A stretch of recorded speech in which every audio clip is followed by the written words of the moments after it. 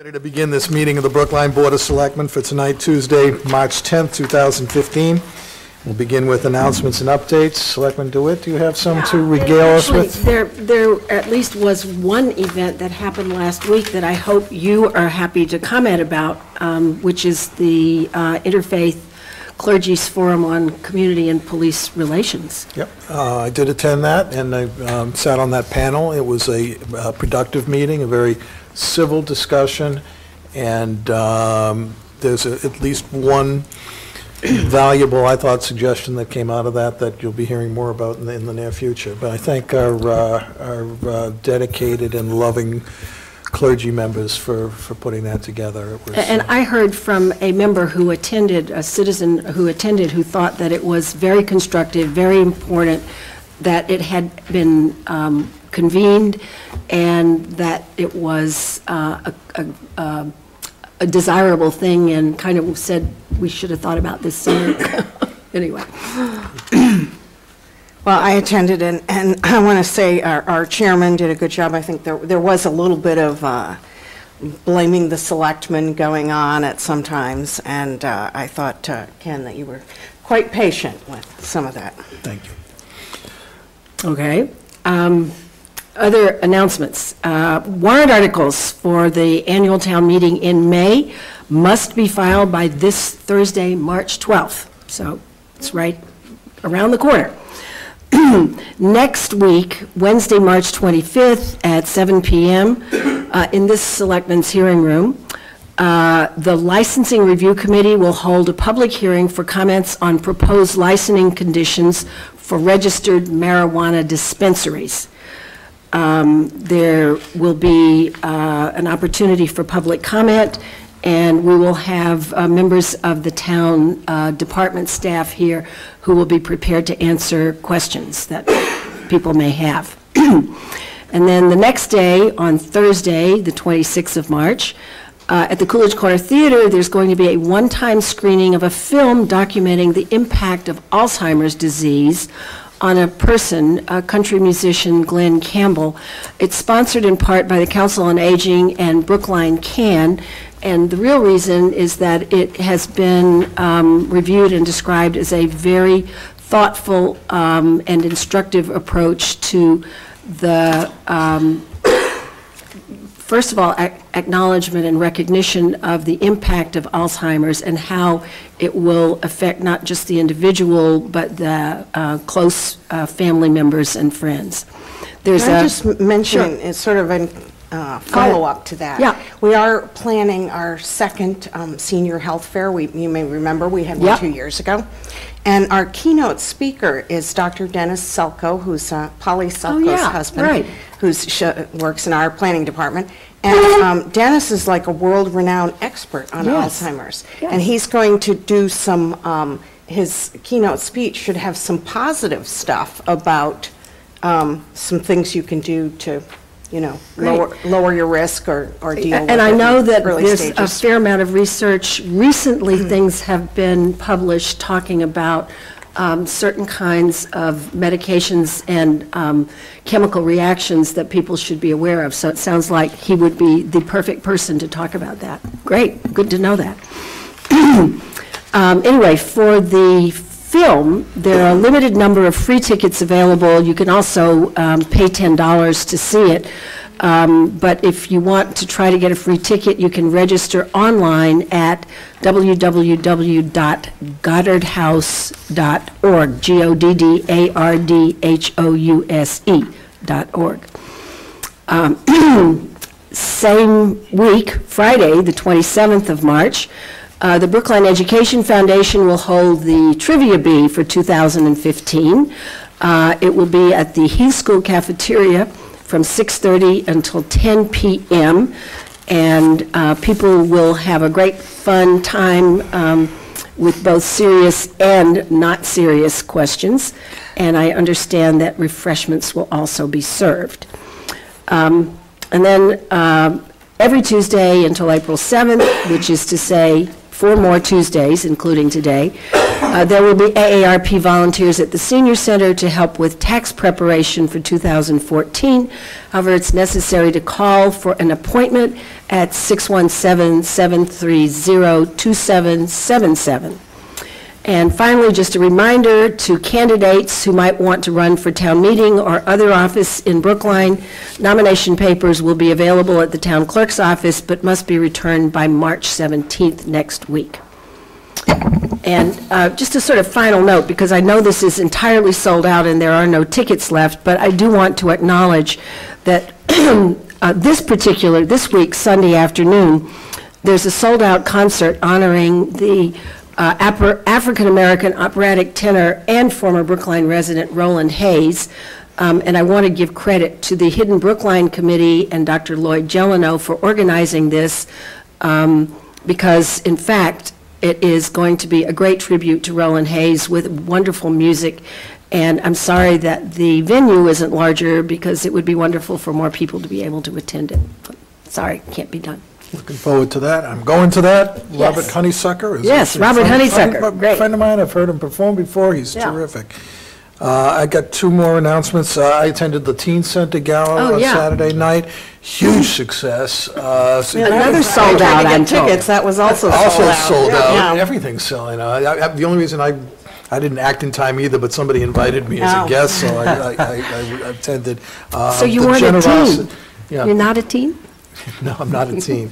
The generosity was unbelievable, I must say, the fundraising effort, and it was a fun night. And congratulations to the Teen Center on 2 years of operation now, and delivered on everything that they said they would, plus Absolutely. more. You go there, and every facility is being used exactly the way they laid it out, and kids are getting the very most out of it, too.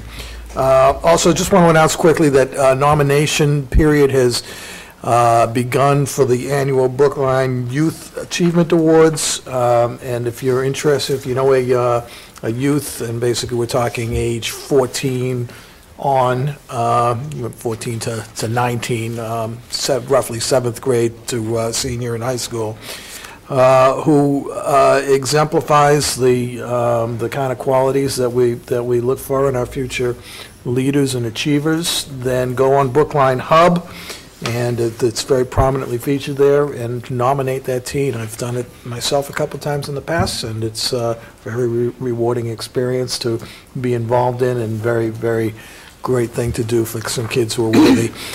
If there's nothing else, we'll move on to our miscellaneous calendar. There is no public comment. No one signed up for public comment tonight. First miscellaneous item is the question of approving our minutes from March 3rd, 2015. I had no corrections on them. I saw Selectman Franco pass some edits. No, Anybody I else? was okay with them. Good. So I move that we approve the minutes of our March 3rd meeting as amended by Selectman Franco. All in favor, say aye. Selectman Daley? Aye. Selectman DeWitt? Aye. Selectman Waschinsky? Aye. Selectman Franco? Aye. And I vote aye. And we'll move on to, Tony here yet. Tony's not here, so we're going to move on to miscellaneous item. We'll skip B for the time being. And who's doing C? I think Is that Tony also? That's Tony, too. Okay, how about D, electric rebate? Not that we really need. Yeah, I'd just go right to E. Yeah, let's go right to E, do you think? Yeah. Okay. So we're going to skip B, C, and D temporarily and come back to them. We'll take E, and it's the question of approving extra work order number 2 in the amount of $1,500,000 in connection with... Thank you. In connection with the rental rates for snow plowing and ice control. This one for D'Alessandro Corp. of Avon. We've got 2 more snow-related ones in a moment, too, but let's take this one first. Commissioner Pappas-Sturgeon. Thank you, Mr. Chairman. I promised you I'd be back. And here I am. I've taken the liberty of bundling these 3 extra work orders, which are all snow and ice control related, into one description so that it would be easy for you to follow. As part of the attachment, or the 3 separate extra work orders are attached. for your approval, and I'll go through these, each of these. Of course, the first one, contract PW 14-19, is the contract for snow and ice plowing services, contractual plowing services. This contract was awarded in 2013, and we generally award them in 2-year contracts that are renewable each year. So this contract is not up yet for expiration. We did extra work order number 1 last year, hence the reason for extra work order number 2 this year. This is the first extra work order for fiscal 15. However, there was an extra work order in fiscal 14 as part of the 2-year contract. This particular extra work order is for $1.5 million, and that's based on expenditures to date for this line item, plus as I normally do each year, I add a little bit of a cushion because, of course, the winter is not over yet, and I don't really want to have to come back and burden you with a second extra work order if we don't need to. So we add a little bit of a cushion to this amount, and at the end of the season, when we reconcile everything, of course, everything would be liquidated back and removed. So the extra cushion in this particular instance is $250,000. The actual expenditures to date are $1,250,000, so the total is $1.5 million. This is the contract that we rely on most heavily, particularly in a winter like this. Anytime we get in the area of 4 to 6 inches of snow, it requires us to bring in additional equipment. And as you can imagine, since January 26th, we've had a lot more than 6 inches of snow. This is also the contract that we rely on for equipment rental for snow removal. After the storm stops and we launch a snow removal operation, we rent big front-end loaders and trucks. It's all part of this contract. So it's a general purpose snow and ice control rental contract, basically for heavy equipment, and we use it as such. Commissioner, let me, since you're going to take all 3 of these together, let me just announce we're also doing agenda items F and G. F being the question of approving extra work order number 2 in the amount of $103,322 for school grounds maintenance, and G being extra work order number 2 in the amount of $32,682.50 for upkeep of trees and related work. Sorry. Yes, thank you. The second extra work order is for school grounds maintenance. It's for Park Landscape Associates. It's for $103,322. The actual extra work expenditures to date are $93,322, and we added $10,000 just to get us through the rest of the season. This contract also is a 2-year contract that was approved in 2013, and this is to provide manual laborers for clearing snow around the schools. These are the folks that use shovels and snow blowers and all that sort of equipment. It's actual hand labor for clearing around the schools, the areas that the machines can't get. What we do is all the schools in Brookline are divided up between the Parks and Open Space Division and the Water and Sewer Division. They do about half each. The laborers are to augment the Parks and Open Space folks to assist in the cleanup of their schools, which of course includes the high school as well, which is the biggest of them all. The final one is for the Northern Tree Service. We had 2 blizzards. Out of the 4 storms this year, we had 2 blizzards.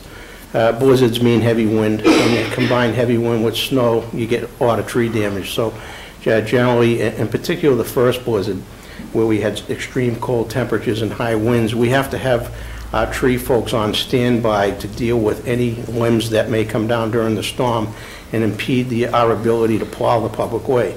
So we keep those crews on standby as well as our own forestry crew, but generally the folks that are on our forestry crew are manning road plows at the same time as well. So that's why we bring in the contractors to provide standby services. Between the 2 blizzards, we ran up a cost of about $32,682. I'm not asking for any additional on this particular contract because at this point in time we don't anticipate having to need their services any longer. So this is to cover the exact amount of the expenditures yet to take. So Good luck. you do remember that you did invoke Chapter 44, Section 31D back in February, and we're very thankful that you did that. These extra work orders will allow us now to pay the bills that we've incurred with these 3 vendors. We have, at this point in time, at least as long as the weather holds, have cut our expenditures, outside expenditures, to nearly nothing. All the work being done now is being done with in-house staff, with the exception of a few rental trucks for transporting snow. Thank you. Selectman Daley, question? Yeah, I have a couple questions, Andy. So I'm trying to get a sense of, so this is our major contractor that we owe the $1,250,000 to. And in addition, we had substantial overtime for our own employees that we're going to deal with the end of the year when we're reconciling all the accounts. Do you have any sense of how much that might be? Of course. Why don't you give me a hint? I'll go through all the categories and I'll explain them to you and tell you what the expenditures have been. But just as a side note, at the end of the year, when we get into May, we'll reconcile all of this, including the contractual services. The entire deficit, we will attempt to resolve the entire deficit, or at least as much as we can. You know, to be honest, this year, we're not going to do that. We'll take whatever surpluses we have in DPW, apply it to some of this, and you know, the balance is going to have to come from somewhere else, unfortunately. But this particular year, I will tell you that we spent about $820,000 in DPW overtime. And this is for the entire season now. This is not just since January 26th. We did have events that we had to deal with on overtime prior to that. I'm going to go through the major expenditures. I won't bore you with all the minutiae. Motor equipment, supplies, and repair was about $250,000. That's to fix the trucks, the plows, the snow blowers, all that sort of equipment. And when you were doing the snow removal, you had to bring in extra equipment? Yes, that's all part of the contractual. That's the contractual. That's Okay, the okay. Original Yeah. This is just item. This is just the major items now. Sand and salt purchases amounted to about $462,000. And we had some issues this year with salt, not with the supply, but with the ability to get it here, because all the trucks were tied up doing snow removal, and they can make more money hauling snow than they can hauling salt. So hence we ended up sending our own trucks on many occasions to pick up our own salt in Chelsea and transport it just to be able to keep our salt shed full. You do not want to run out of salt during a month like we just had. I went through all the equipment rental pieces with you already, and the purchase of the Bombardier tractor that you approved was $144,000. That was a while back. So the total expenditures to date are $3,385,000 in the snow and ice control budget, and that's against a budget of $390,890. So the deficit is just shy of $3 million right now. Wow. I should couch that by saying to you that all is not doom and gloom, however, that that FEMA and MEMA have stepped into the picture. They did declare the first blizzard a federal disaster, and we did do an initial damage assessment for them for that. That amounted to $954,000 worth of costs that, if approved, would be reimbursed to the tune of 75%. Since then, however, due to the pressure of the governor and other folks, they have now declared, well, I'm not sure that they've declared it yet, but they have asked us for an initial damage assessment for all 4 storms. So we have gone ahead and provided those figures.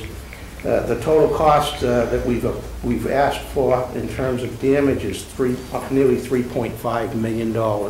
And if approved, we would be looking at a reimbursement of about $2.6 million in federal funds. So we're optimistic. I don't know if that will happen or when it will happen. We still have to do business as usual and and do our accounting as if we do not have it, but I'm hopeful that at some point in the future we will have it.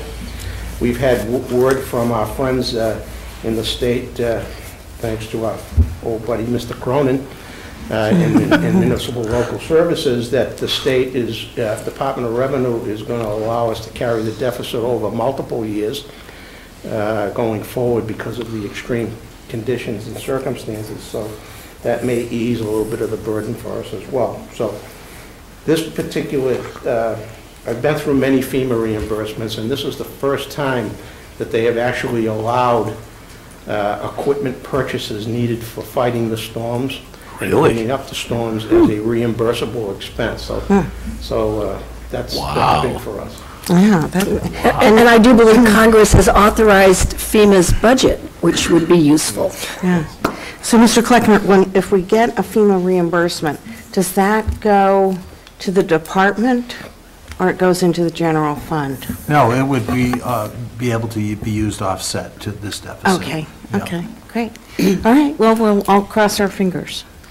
As we will. We're also crossing our fingers that we don't have any more snow. Which is actually my question, where are we putting it? Have we got anywhere to put it? Yes, we do have they call it a snow farm in Right. Boston. We call it a snow dump. Right. We call it Mount Kleckner. Up in South Brookline at our transfer station facility.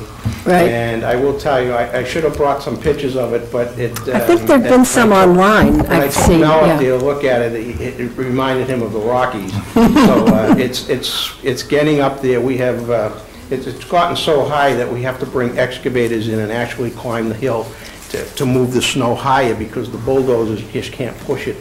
You need to make it like Mount Rushmore and actually carve Mel's... I was thinking about the selectmen, actually.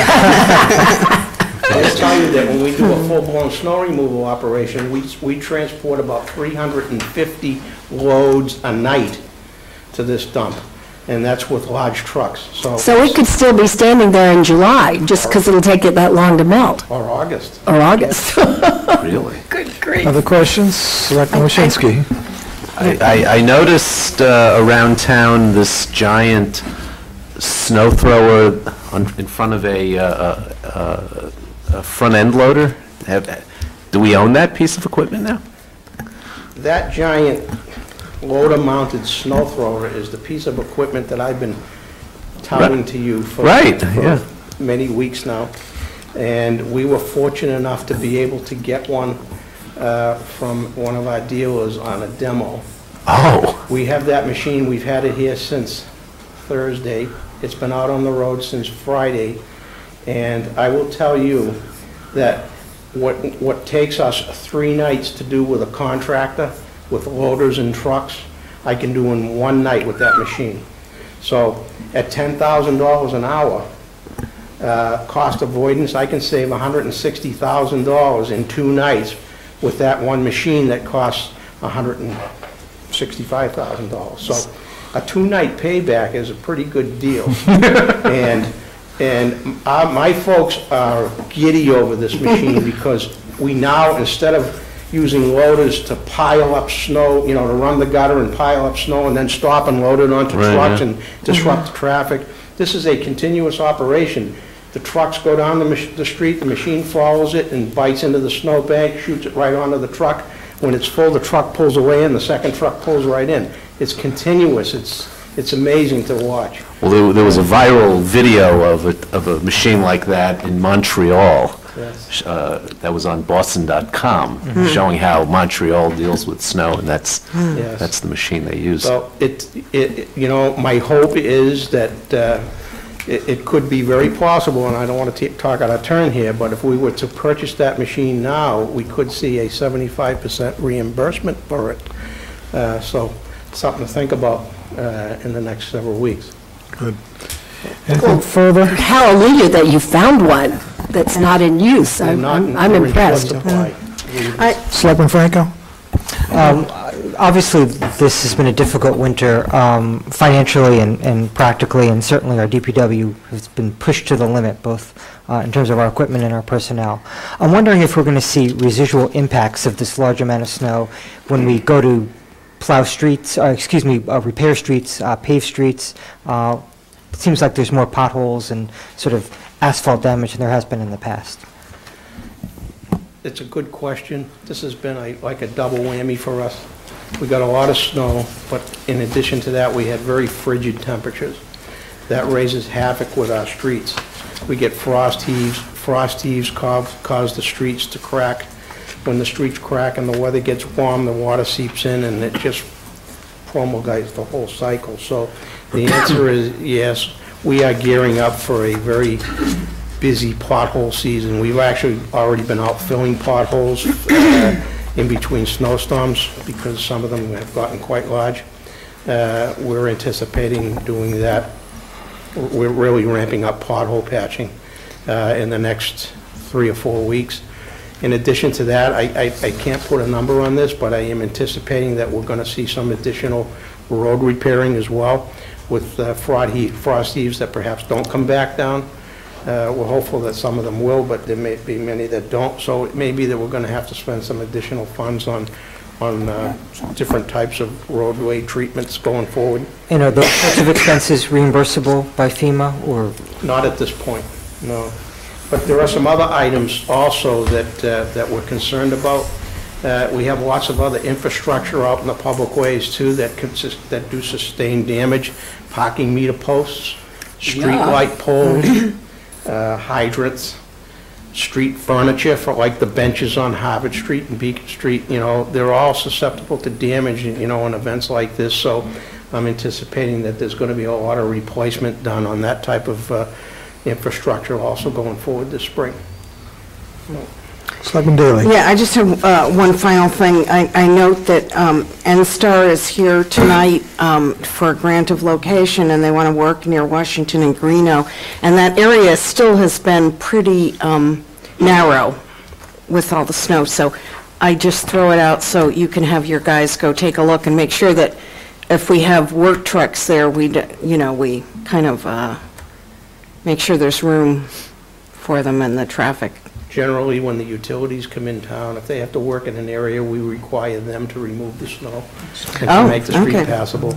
I will tell you that our crews are working every single day on roadway widening. That's our number one priority now. We're doing it every single day. We're using this new machine to the most advantage that we can.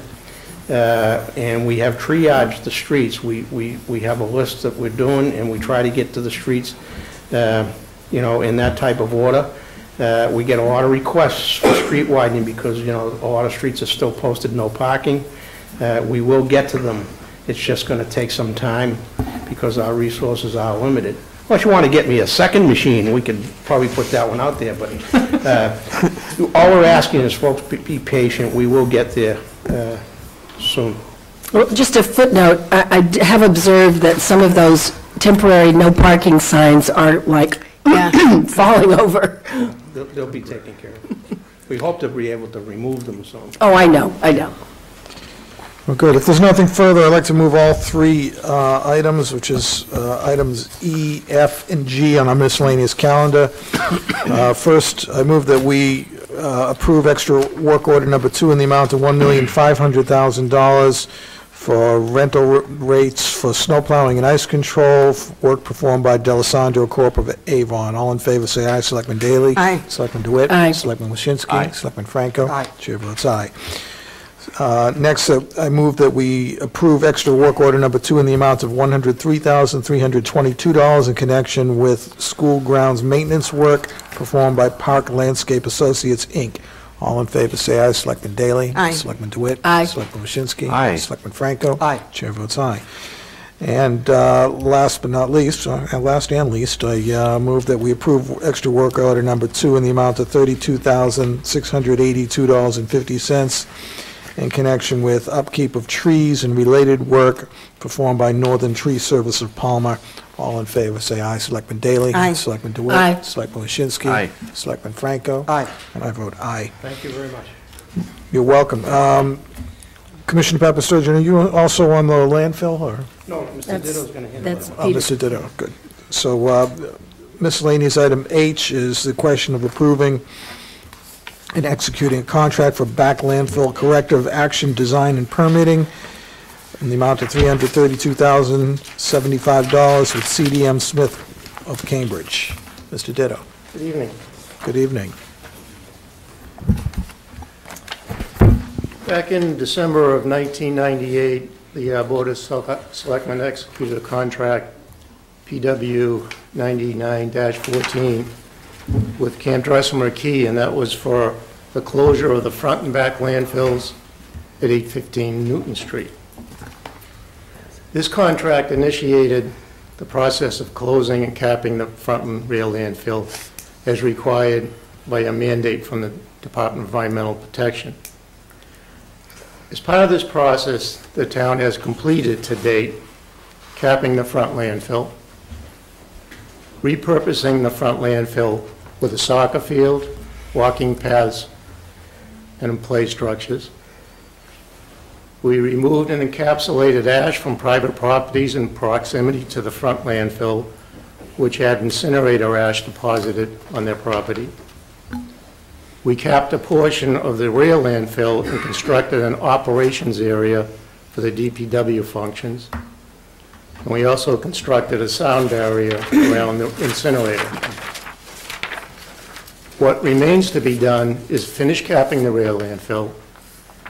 The proposal from CDM Smith will, among other things, update the conceptual closure and reuse plan, prepare final design plans and documents, conduct environmental monitoring, update previous permit applications to both the DEP and the local Conservation Commission, assist the town in doing public bidding process, and furnish resident engineering services. And finally, the completion of the the certification report, which will close out capping of the rear landfill. This is all going to be done under the Mass DEP Solid Waste Management Regulation 310-19. Funding for this design and construction was approved at the May 27, 2014 annual town meeting in the amount of $4.6 million.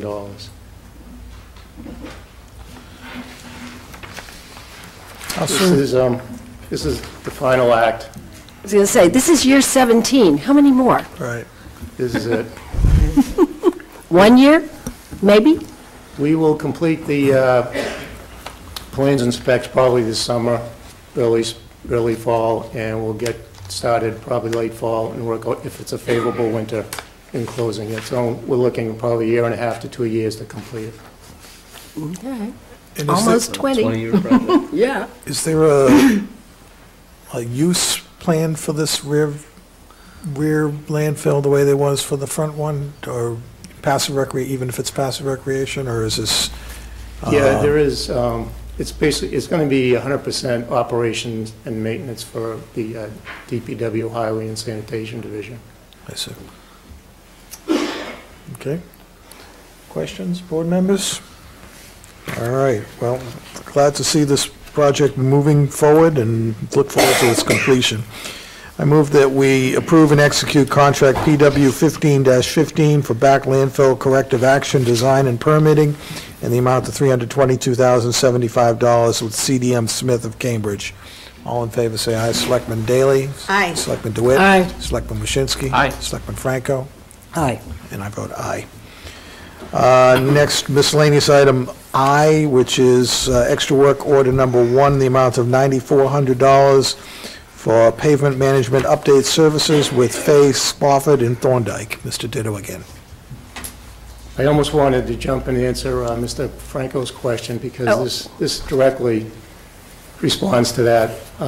Last year, we completed a inventory and a pavement rating of all the streets in the town, and that was updated from a study that was done 5 years ago. So as of last year, we have a baseline to compare our streets to this year.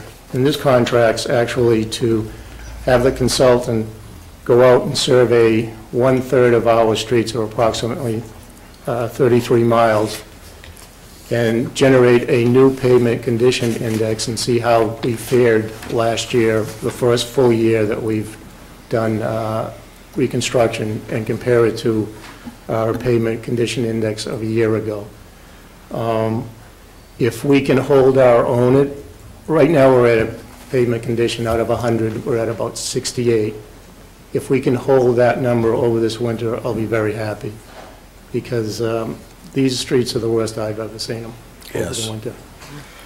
So is this going to be an annual item from now on? Is that the idea? No, Every what year we're we'll do gonna do another is- $10,000 to keep this plan moving forward? No, we're going to phase this out. We want to get basically 3 cycles, and that'll be the whole streets over once. And so we're doing 1/3 this year, 1/3 next year, and 1/3 the third year.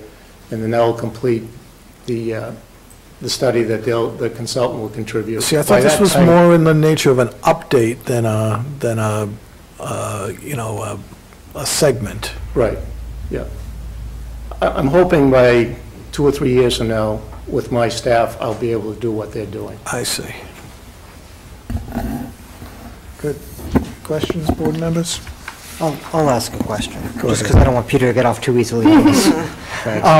There's been some conversations statewide about using recycled motor oil as part of asphalt.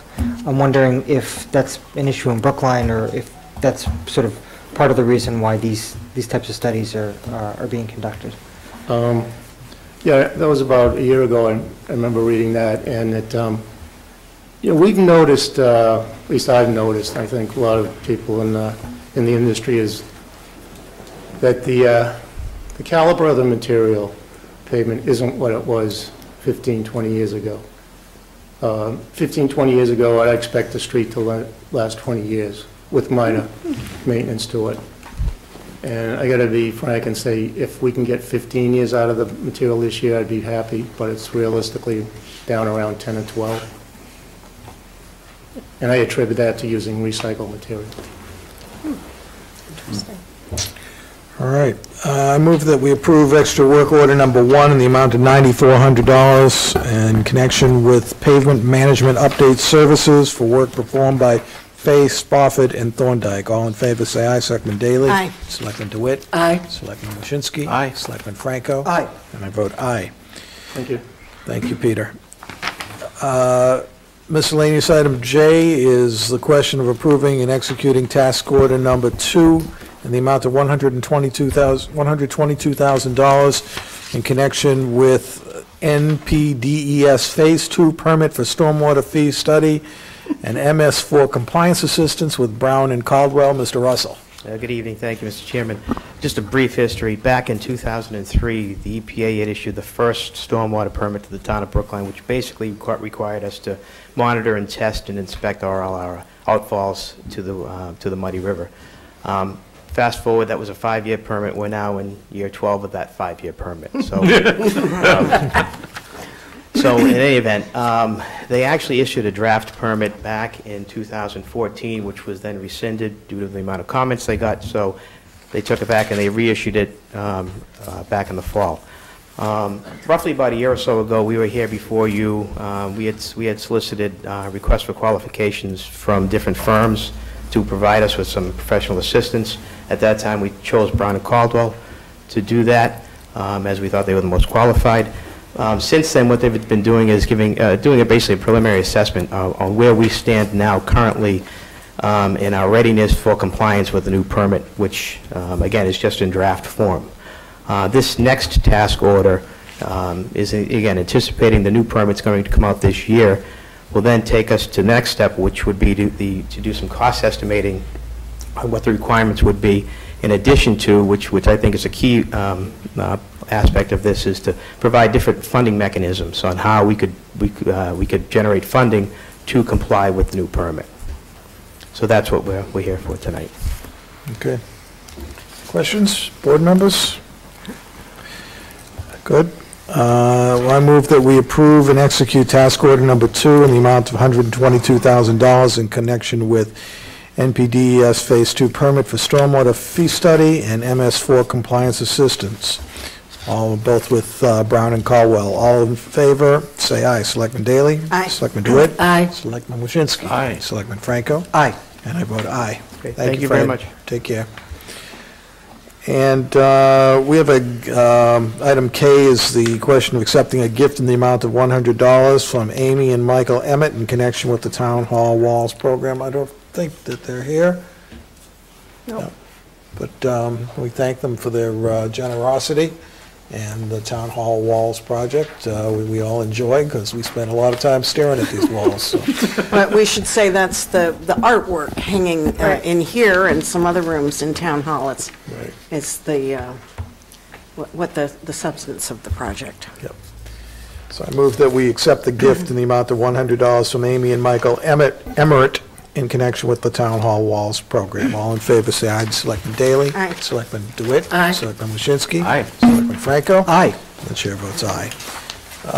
We still don't have anybody here from the building department. There's actually a building commission meeting going on, which may be why they're not There's here. advisory committees, subcommittees that Oh, are right. that are taking away our staff All right. this evening, so I think we're just going to have to... Well, we are doing the building budget tonight, Will so they I ever- suppose they'll yeah, show up for they'll- that. They'll be here. So let's postpone those items. Yeah. So, again, for those of you keeping score, we haven't dealt with items A, B, C, and D on our miscellaneous calendar. We'll take those up a little bit later. And we will move on to our regular calendar.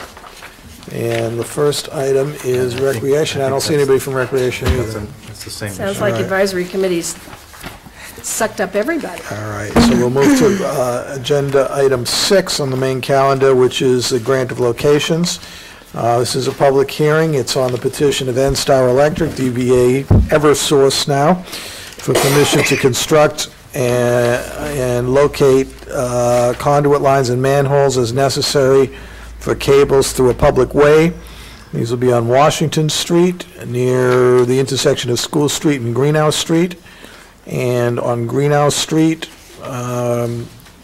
southwesterly from Washington Street, and then we have a second one which we'll take up afterwards.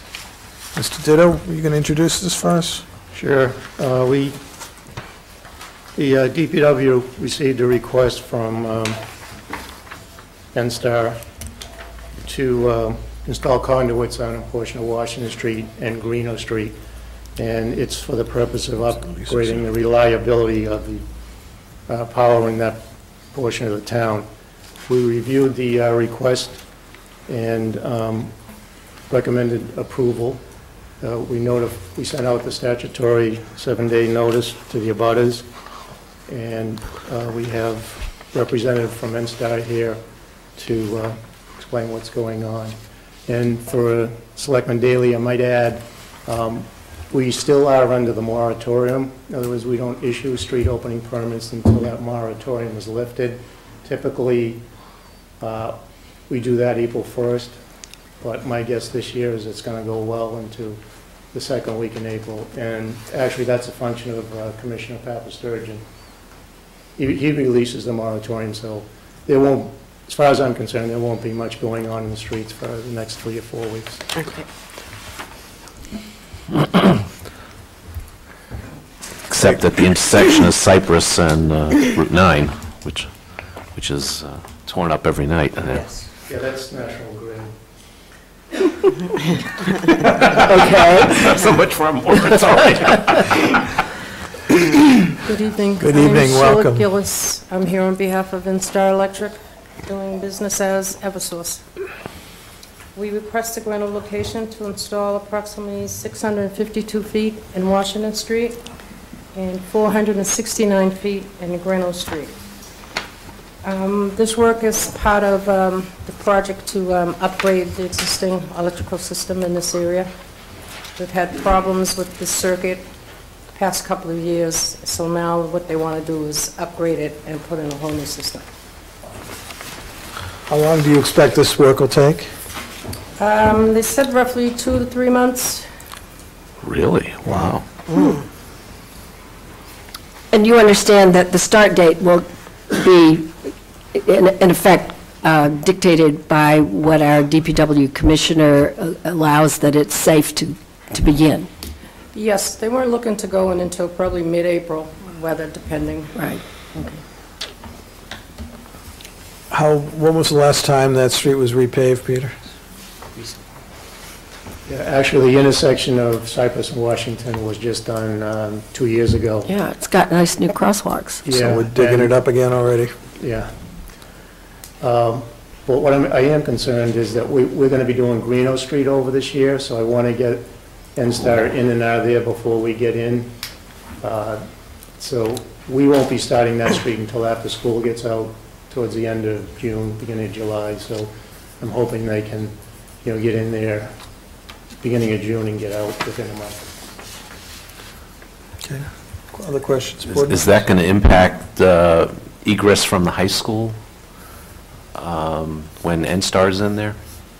The street's always open when the conduit's going in. There's no reason on an excavation of this nature, and particularly where it's going tight up against the curb on the high school side of Greeno Street. So there's enough room to have two-way traffic with a police detail. Okay.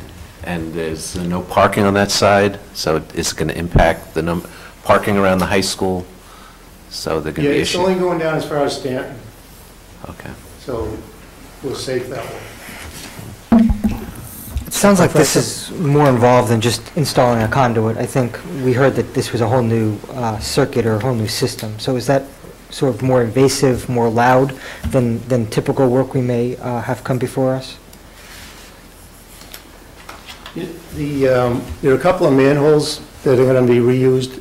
The conduit's going to run through the manhole, so there's no excavation there. There is, however, one manhole that's going to have a new roof put on, which will be pretty invasive. The major updates, most of these cables are what we call direct burial. In other words, they dug a trench and they put the cable in, there's no protection. And over time, they flex and they get short circuits. So this construction is, actually putting the plastic tube in and then pulling the cables through that. Okay. This is a public hearing. Is there anyone here to be heard on this? I'll repeat, it's the petition of NSTAR Electric, DBA Eversource, for permission to construct locations on Washington Street near the intersection of School Street and Greenhouse Street, and on Greenhouse Street, running southwesterly from Washington Street, a distance of 469 feet near the intersection of Stanton Road. Want to be heard? Please come forward. Hi. Toby Warner, 405 Washington Street. I have several questions. Good. A neighbor of mine asked Karen Hersey to ask Eversource some questions, and one of the answers, when will the work be done? They said that they're going to do the civil portion of the work, digging in the street, and it says this phase will take approximately 2 months and will be followed by the electrical portions, which will involve putting in new transformers, and the electrical portions will take between 2 and 3 months. And that's different from what we just heard, so I'd like to know about that. Good. Let's ask about that. Richard Cipioni and Eversource. Thank you. So maybe our Eversource representative can explain. It sounds like there are 2 phases to this, and part of it's digging and part of it is not. Excuse me. The first phase is basically the street work. They'll probably start with roofing the manhole, and then from there they'll start installing the conduit in the streets and work their way all around down to Greeno. Phase 2 is when they'll basically come in and I guess install all the cables and everything, and then switch over to the new system. But is it 2 to 3 months total or 4 to 5 months? Because that's the discrepancy. Well, the phase 1 is 2 to 3 months. Right. Putting in the conduit and stuff. And then phase 2 is another 2 months? I'm not too sure about the phase 2 part. Is phase 2 as disruptive as phase 1? No. Phase 1 is actually digging. Right. Phase 2 is just basically installing the cables.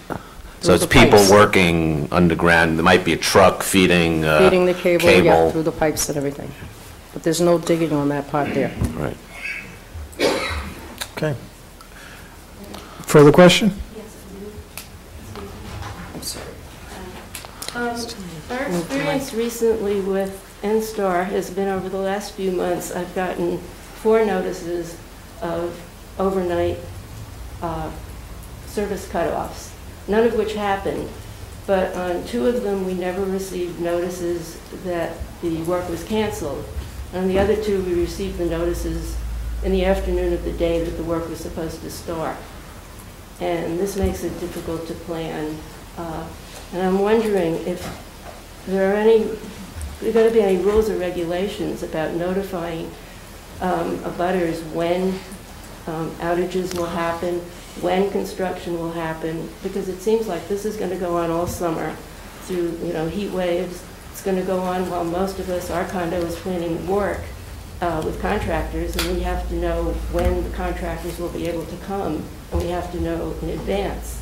So I want to know what rules there are about notifying abutters when different kinds of work is going to be done, both outages and disruptions to traffic and parking. Okay. Are there going to be service interruptions as a result of this work? Yes, there are. And they said now, service interruptions used to start at 11 o'clock at night, but this notice says that evening outages may be unavoidable as well. And the last 2 notices, the outage was supposed to start at 8. Some people aren't even home from work at 8. Yeah, well, that brings to mind another question. You're not asking for relief from our noise bylaw, so is all the work happening daytime? I'm asking our Everstar representative. Is our work happening daytime? As far as the excavation goes, it will be during the day hours. We usually don't work in, areas residential at So why would there be outages in the nighttime hours then? I believe that's probably better for the customers overall during the nighttime hours as opposed to during the day. I'm not sure I understand that. Is there work at night or there isn't work at night? They do work at night, yes. And I was told that the outages would be basically at nighttime. Just not the excavation work? No, not the excavation. And what kind of notices do you provide for residents who are going to be affected? I was told that they would notify the abutters to let them know as far as when the outages are going to occur. Yeah. Basically, at the beginning of the start of the work, they will notify them when they're coming in. Well, how much advance notice can they plan on? I'm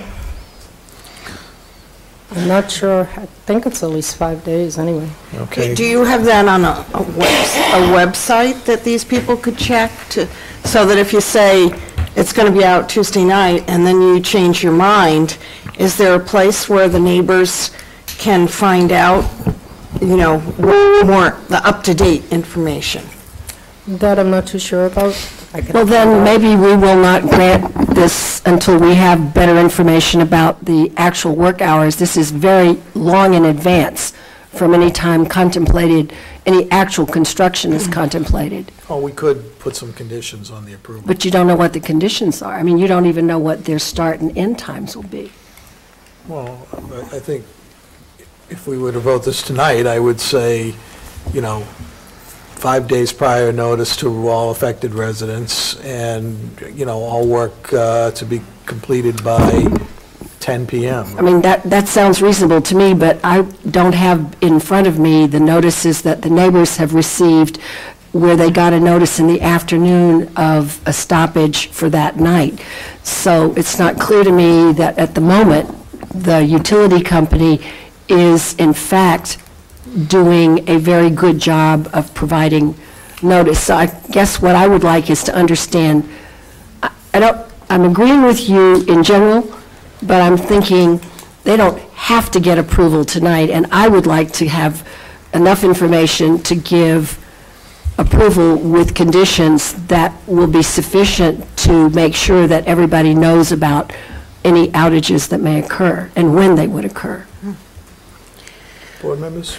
Well, I will say, it does seem to me in this day and age that having something up on a website that people can access to say, yeah, here's when the outages are, or, oh, sorry, we notified you of an outage, but now we're not going to use that time, so people can have a little planning ability, doesn't seem like it's that onerous. to ask the company to do, and yet it would be very helpful to the neighbors. So is that something that... I really can't answer it right now. I can look into it as far as that goes. Okay. And as far as the hours... So I'm thinking maybe we should continue this, Yeah. if that's the case. But See, my reaction to this is a big project. This isn't just a couple of nights. Right, right. This is a few months, so I think it would be reasonable to have some kind of condition about a website, and certainly a point person that they can, the neighbors I mean, can even if complain it's to. something conveyed to the town, so Right, so we can could put it have on our it website. I don't want to lose sight of the noise bylaw issue as well, the waiver. It Right. sounds like this is an involved You could very well project. need a waiver. And I'm curious to know the frequency with which outages are required. You know, it's one thing to say it's a 2-month project, but are the outages going to be for 2 months straight, or is it going to be once a week, twice a week? Or random. Good, so it sounds like the consensus of this board is that we're going to continue this hearing to get more specificity on that. I assume that doesn't create any particular issue for NSTAR, DBA, Eversource. Still learning that Eversource name. You're okay coming back? Now, I hate to have our residents have to come back. You don't get paid to come back. You do. But you'll come? Okay. Excuse me, but I believe as far as the work hours go, I think that when they actually go in and get the permit, that time is dictated to them, I think through the DPW or something. We just don't pick our hours as far as the daytime work and stuff like that. Does Mr. Ditto help us with this? Normal work hours, usually 7 to 3. However, in situations where we have arterials involved in the construction, we usually hold it off till 9 o'clock, till the peak hour traffic is passed.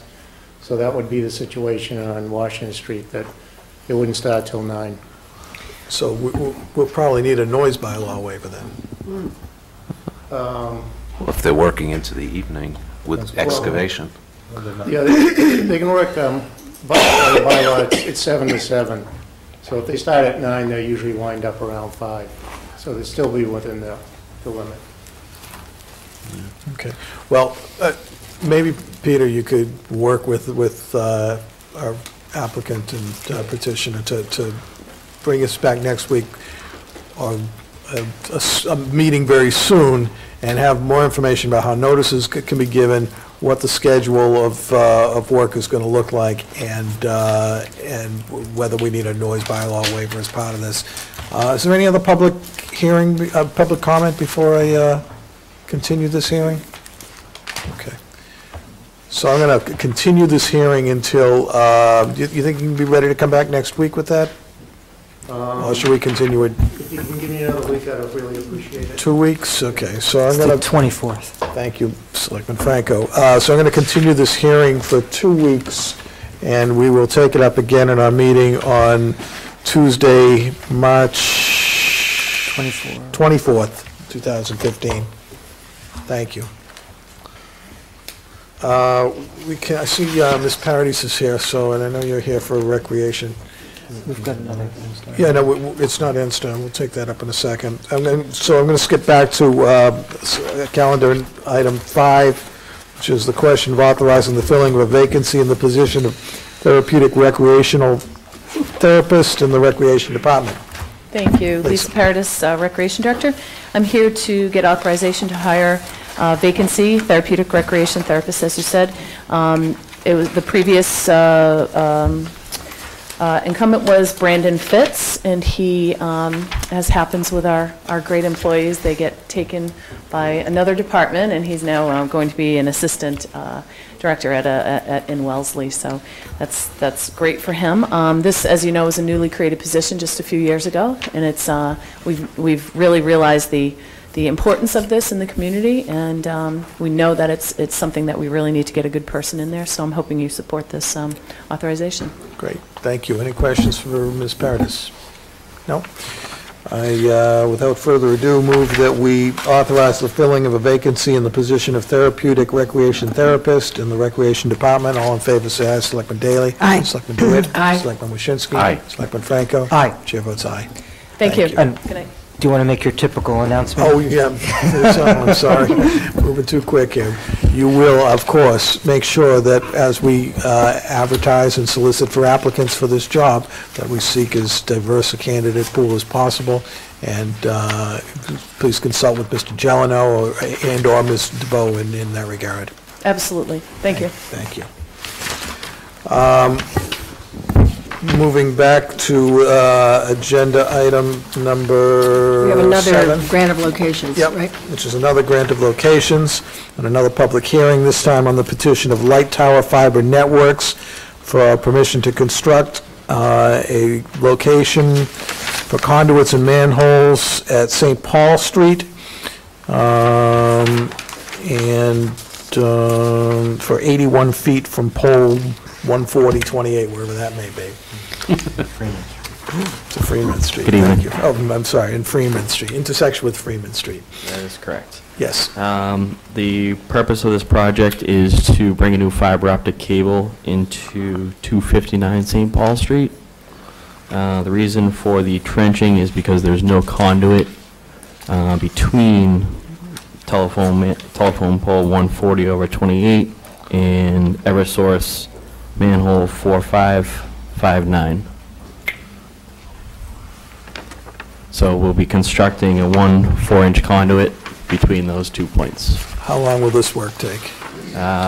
Roughly 2 days. Okay.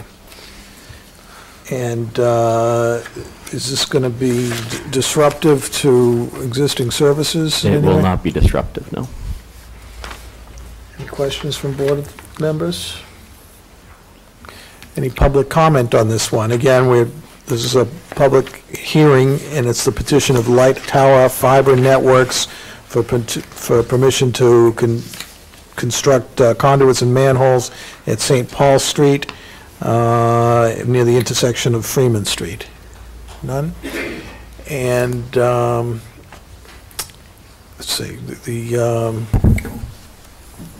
yeah, so it's not going to be disruptive to service.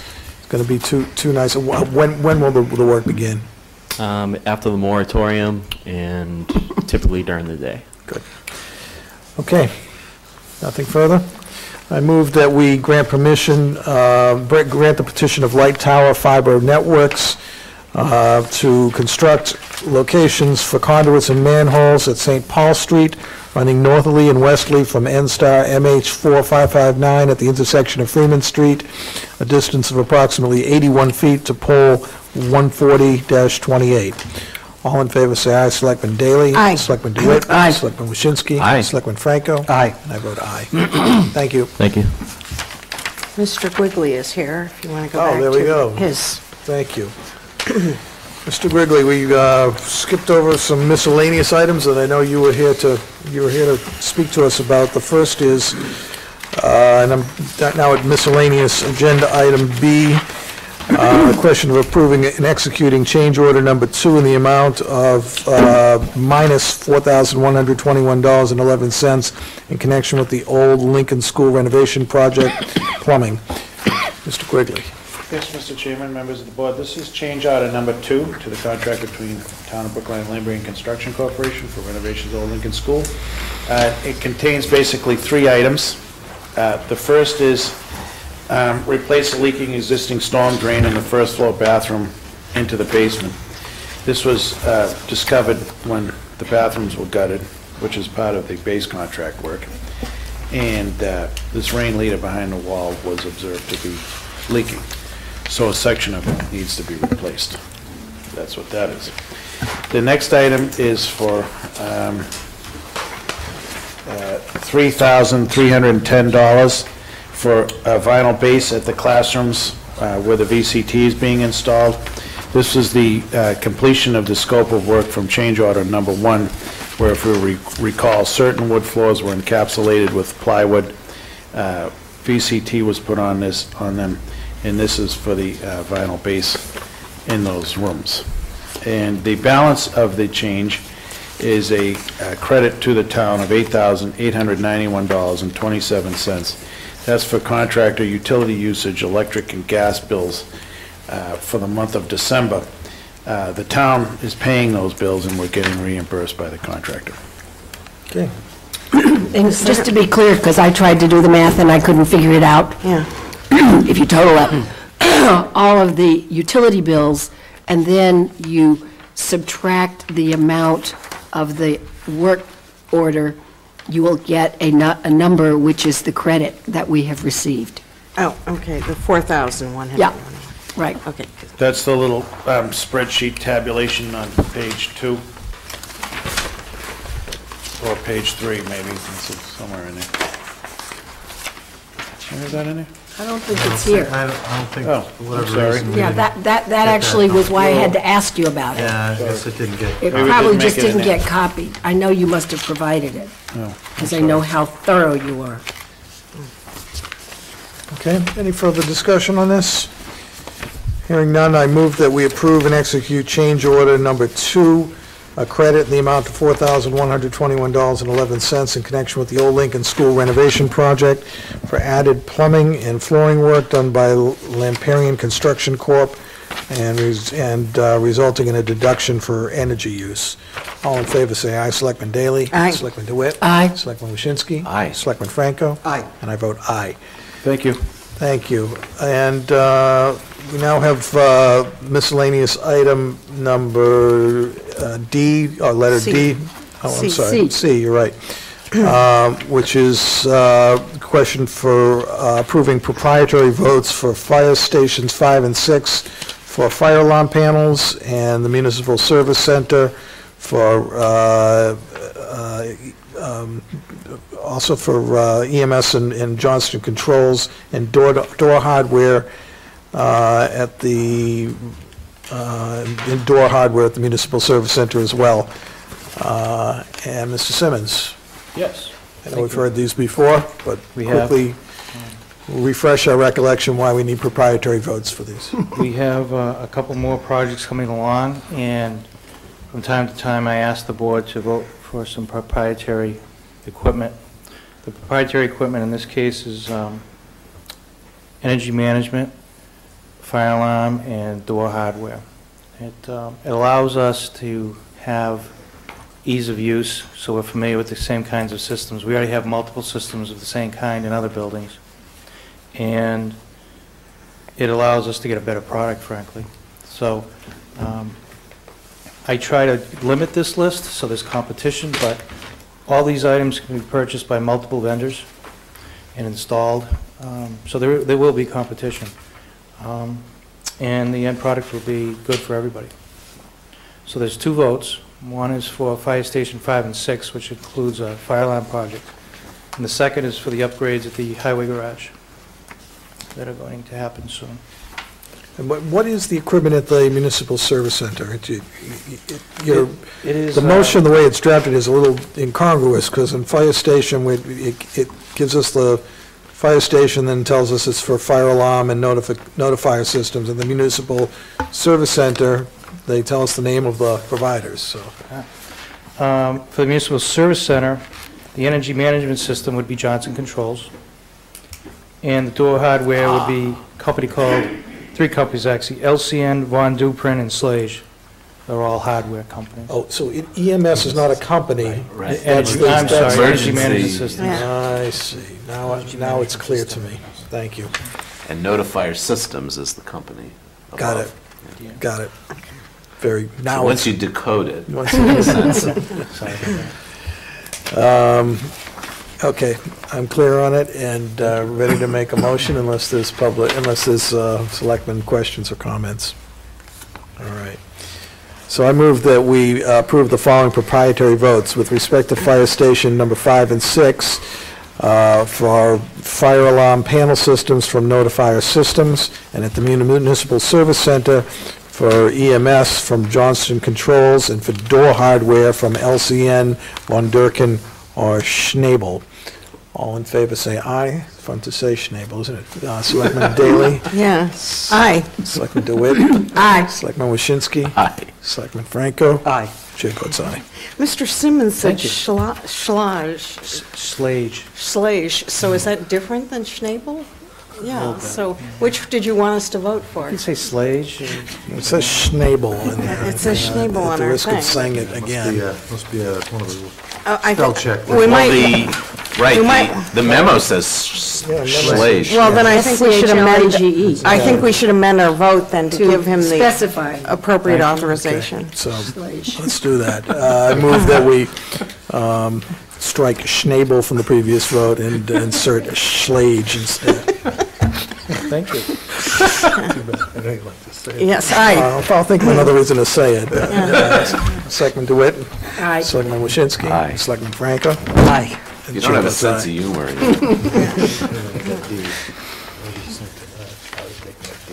Oh, one more. Okay, Energy rebate. Now miscellaneous item D, question of accepting an energy rebate in the amount of $2,000 from Northeast Utility Services Company in connection with work performed at the senior center, funds to be used for future energy efficiency projects. Mr. Simmons again. Yes, we installed variable frequency drives which control the speed of pumps at the senior center, and net result is we save energy. And we applied for and got a grant, rather a rebate of $2,000 towards that project. This is all the same routine things that I do. I come up here occasionally when I get rebate checks, and this is part of it. Good. Any question or discussion? Hearing none, I move that we accept an energy rebate in the amount of $2,000 from Northeast Utility Service Company in connection with work performed at the senior center. All in favor, say aye. Selectman Daley? Aye. Selectman DeWitt? Aye. Selectman Waschinsky? Aye. Selectman Franco? Aye. Chair votes aye. Thank you very much. Thank you, Charlie. Moving back to our main calendar, we are up to item 8, registered marijuana dispensaries. Melissa, you going to present this for us? So we're going to have some discussion of application and license fees for a registered marijuana dispensary, which is not yet licensed or approved, but we want to put the framework in place. Sure. So the License Review Committee is currently working with draft regulations, and they have a hearing scheduled. So coming on the heels of that, the Assistant Town Council wanted to make sure that we had a fee schedule in place once all the regulations were voted so that we could move forward. So working with department heads, there's been estimates provided for the application itself and then the annual license process. So there are 2 votes recommended for the application fee of $21,000 and then annual license fee of $11,000.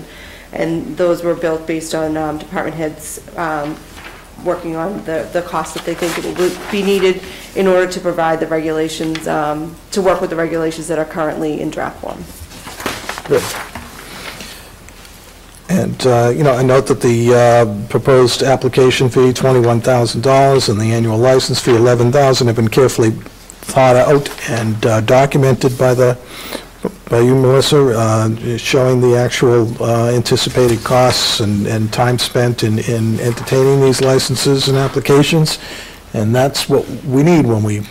Well, I think it's important to say, I'm sorry, I was reading, and so I didn't hear everything, but we're only allowed to charge a fee to recover our costs, even though we might wish we could charge more. Yeah. We may not. This is well documented, Yeah, I think, in this right. case. And with every fee, we continually look at these as collective bargaining agreements are in place, and, we would refresh it every once in a while like we do with our other fees. Right, exactly. Good. Selectman Waschinsky? Other communities have received other kinds of mitigation payments. Are we moving in that direction? Yes. Yes. Separate from the fees, though. That's right, different issue, though. Right. Do you want to... Well, I just comment say further, is, Mr. Clerk? I think Selectman Waschinsky is probably pointing out the so-called host community agreement, which communities have negotiated or agreed to with the dispensary. We're very aware of those, obviously. They're all public documents, and we have acquired copies of those, and can assure you we're pursuing that. Thank you. Anything further?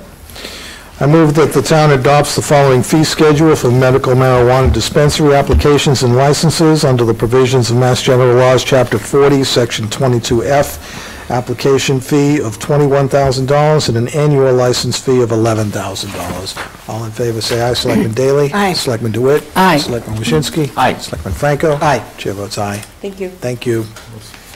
And we're on to our financial plan, departmental budget reviews. First one for consideration tonight is information technology. And let me turn to Kevin. Please come forward. Good evening. Good evening. Mr. Chairman, members of the board. Why don't you present your budget to us for... With pleasure. Thank you for your time, and hopefully I can walk through the numbers here without confusing everyone, so I'll try to say this slow for my benefit so that I don't misspeak here. The budget, as presented, which does factor in the reduction of the GIS intern, is for $1.793980. That represents an increase of $18,719. That's predominantly due to step increases and increases to services, service maintenance contracts specifically. In terms of restorations, if you factor the GIS intern back into the equation, that would add another $11,745 to the bottom line, which ultimately nets out the new budget number to $1.805725. So those are clear. If I could, I'd like to spend just a couple of minutes and sort of go through some of the key initiatives and certainly key objectives and some of the big outcomes that we were looking for this particular year and sort of where we are in the overall roadmap. It was a pretty busy year. Gosh, we're only in March, but it seems like it's been 2 years considering how everything has changed. We kicked off the year with our brand new website, literally right after town meeting and into July and August last year. We segued right from there right into changing the email system for the town. So, it took a small army of folks to, get both of those projects kind of moving and mobilized and kind of get us through some of the inevitable bumps that, happen as you're sort of going through the process. We've been continuing to, work through the upgrade of the town financial and HR system.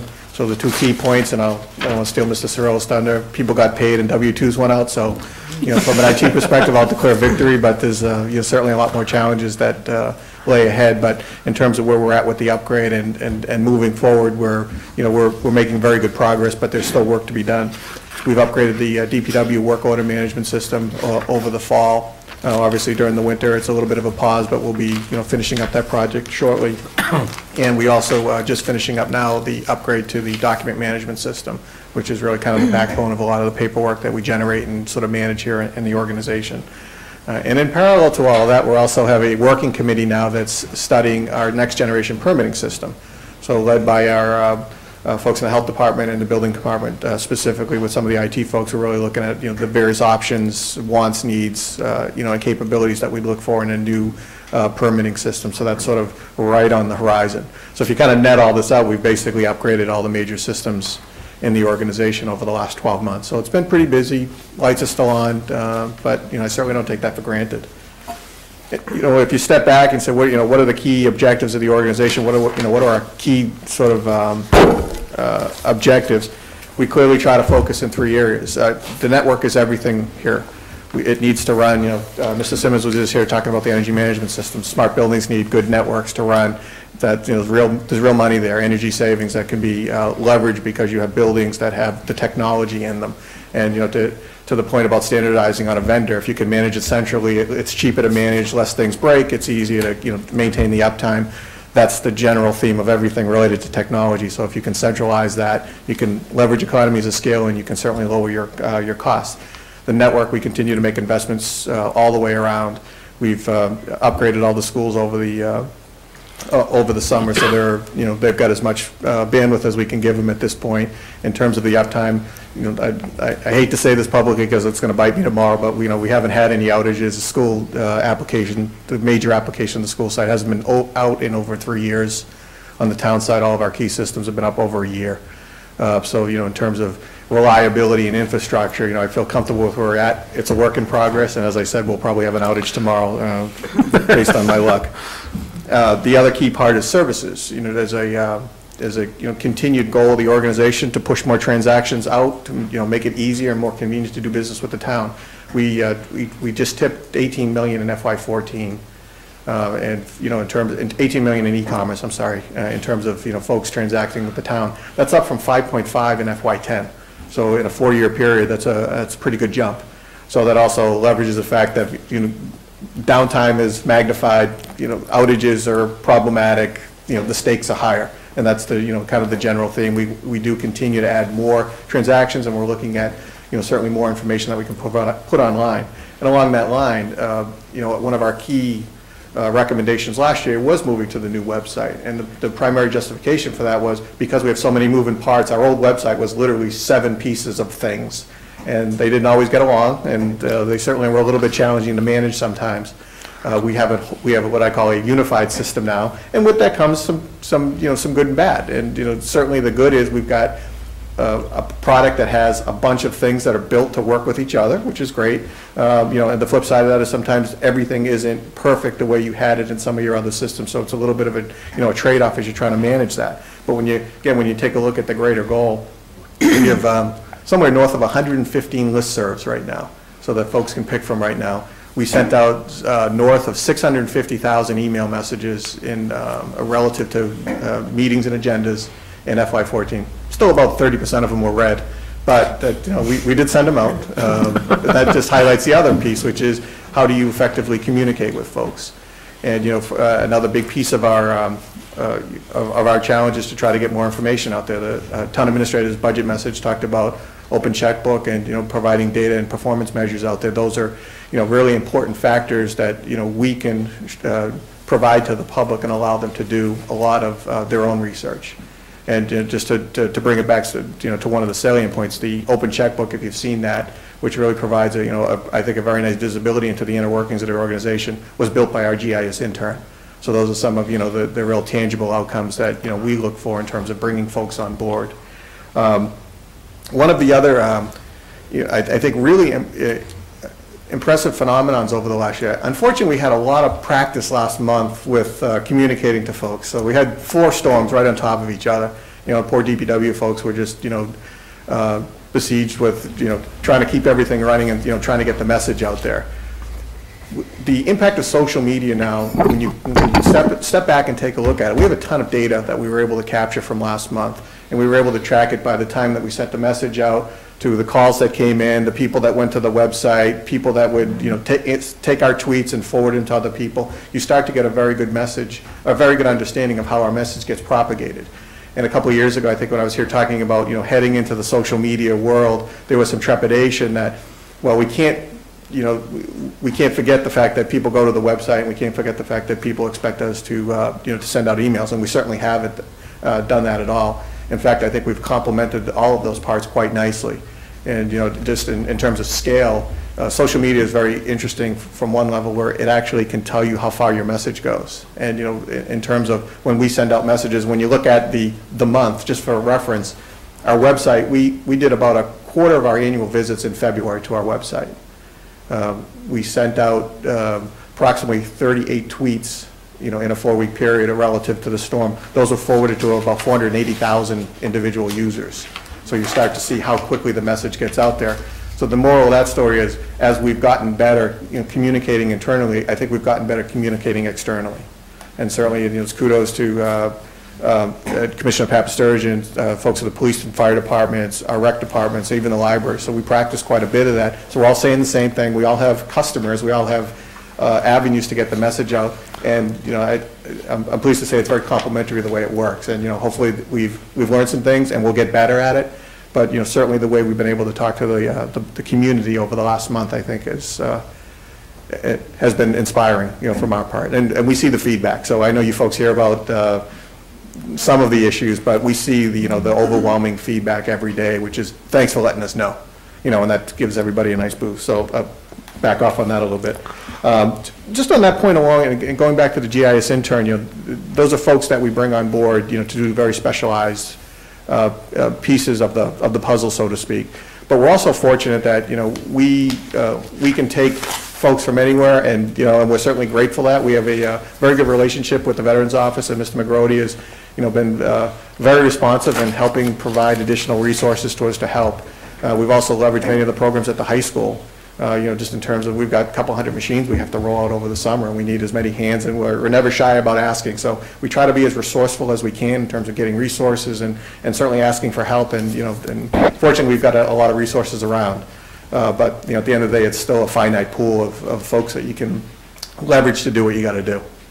And just in closing, in terms of where I see some of the organizational pressures and some of the budget pressures, organizationally, and as highlighted in the town administrator's budget message, we definitely need to look at the model on the town school side in terms of the IT governance model, and we're looking at that now. We spent a lot of time on that.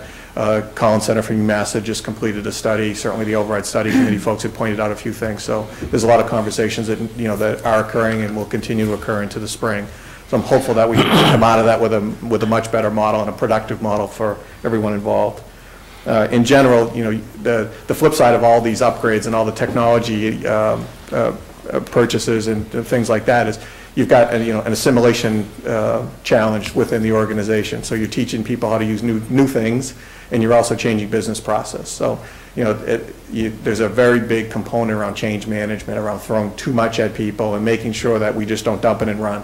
So to a degree, the hard part is just starting. We've done all the upgrades, we've got all these new features and functionality, we should be able to leverage them and be more efficient, but we also want to make sure that our staff is coming with us and that we're providing adequate support. And I guess as an envelope to all of that is developing an always-on organization. That's what we have to be. So as I said, the stakes are high, the network runs everything, and when it's down I hear about it, certainly on Saturday mornings as well, if there's an outage in a building or something like that. That's a good thing because we feel relevant, but it creates a very high bar, and we certainly need to make sure that we meet that. In terms of just pure budgetary pressures, one of the challenges that we'll have going forward is the paradigm is shifting a little bit, in terms of applications, where it used to be you would make a capital investment and then you would pay an annual licensing fee for it. Now, as things move to the cloud, you have less of a capital investment, you have more of an annual licensing fee, which is typically higher.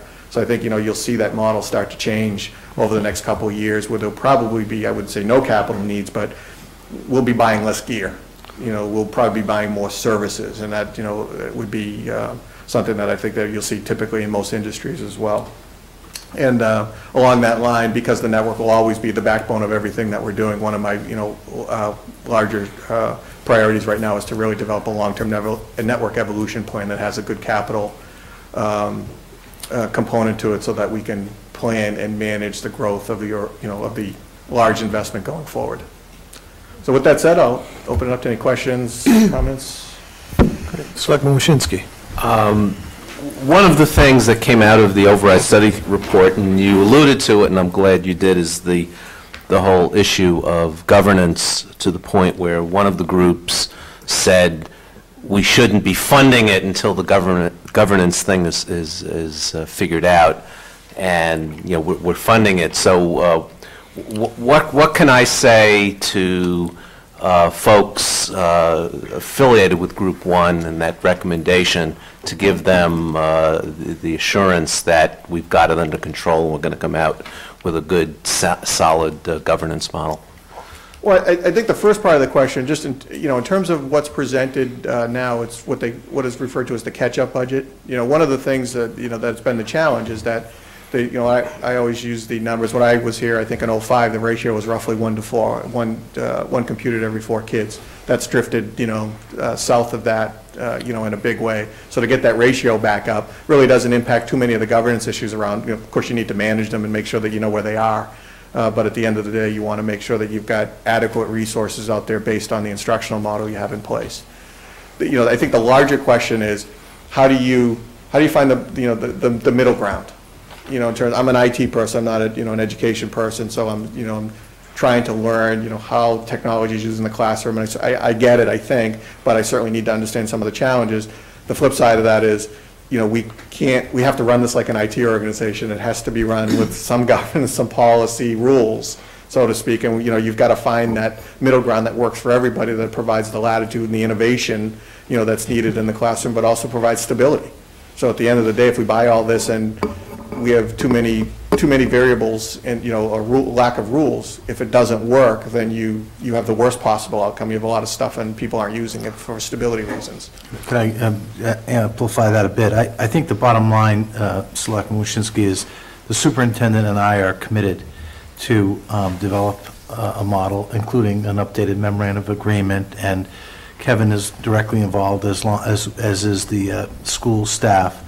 We have Collins Center trying to help us sort out some issues, but the bottom line is I agree with the notion that was identified, is that we can't make that kind of investment unless we resolve the governance and some of the basic business models that that sort of meet that happy medium that Kevin mentions.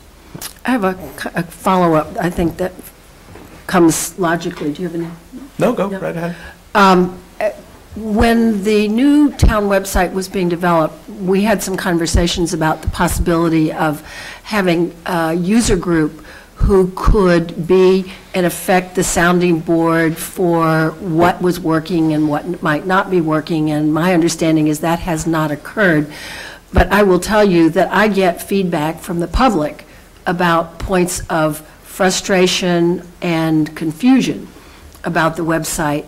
And so I'm not really trying to put you on the spot about the website, but I am asking, and I think this would be equally helpful and important, once you get the governance issues sorted out, it seems to me that whole education constituency is a very significant, highly specialized user group for whom there ought to be some kind of representation, in the same way that I also believe there should be some sort of user group representation about citizens and I would even argue appointed boards and commissions and other people who need publicly or need a way of gaining access to what I would consider normal public data. And that would be something even as straightforward as agendas and minutes. You can find agendas, it says agendas and minutes, but I don't know where the minutes are.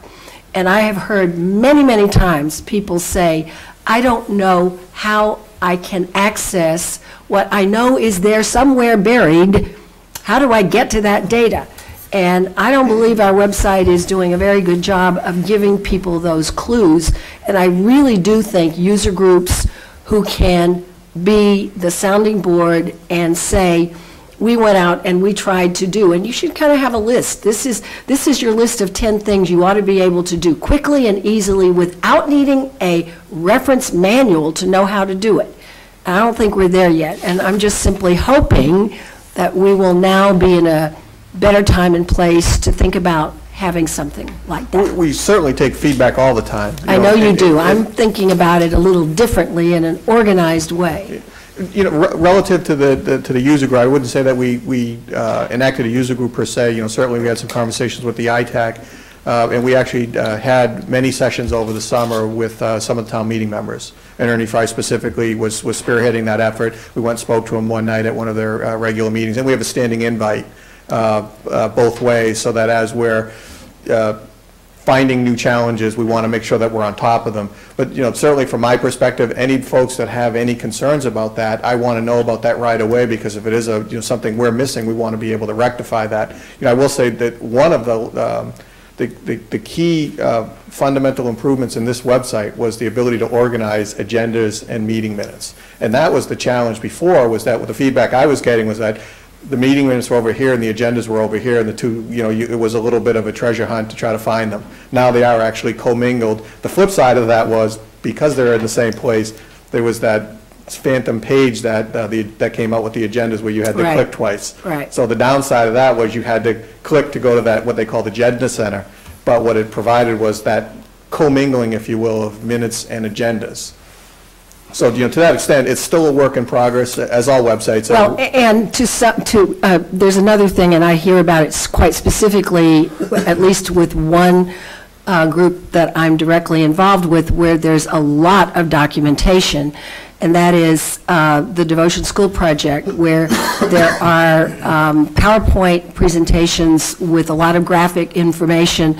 I'm assuming they're big, they take lots of whatever you call the bites, many If they're bites. CAD drawings, they could be quite large, yes. Right, big bites. But my point here is that people come to me and say, I can't find those things, and I go looking for them, and I say, well, you go to the devotion committee, blah, blah, blah, and I'm still like at my fourth layer down before I got to it.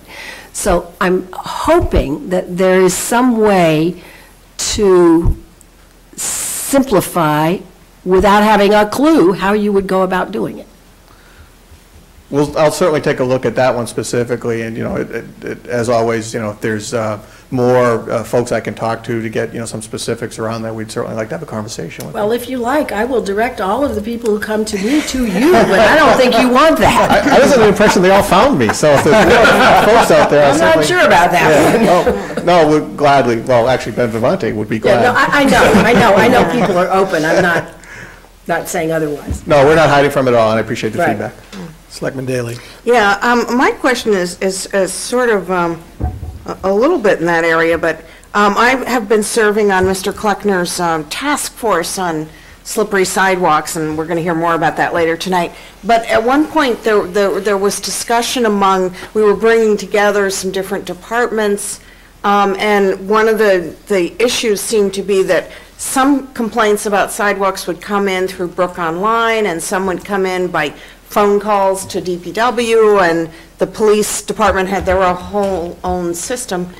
And I think some people got in touch with you about how to connect these. Yes. And was that successful? Yes, it was. Again, according to the principals involved in the conversation, again, we had a lot of data in February to go through.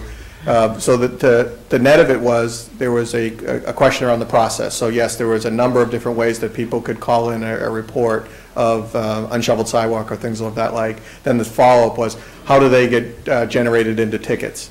So that whole process was dissected and redone. And then it was, then it was sort of tested a few times early on during a couple of the storms that, folks were pleased with how it was working. Now the outcome of that is we have a lot of good data. In fact, as of this morning, as a matter of fact, we gave a fairly large chunk of data to some folks for them to take a look at. Okay, great.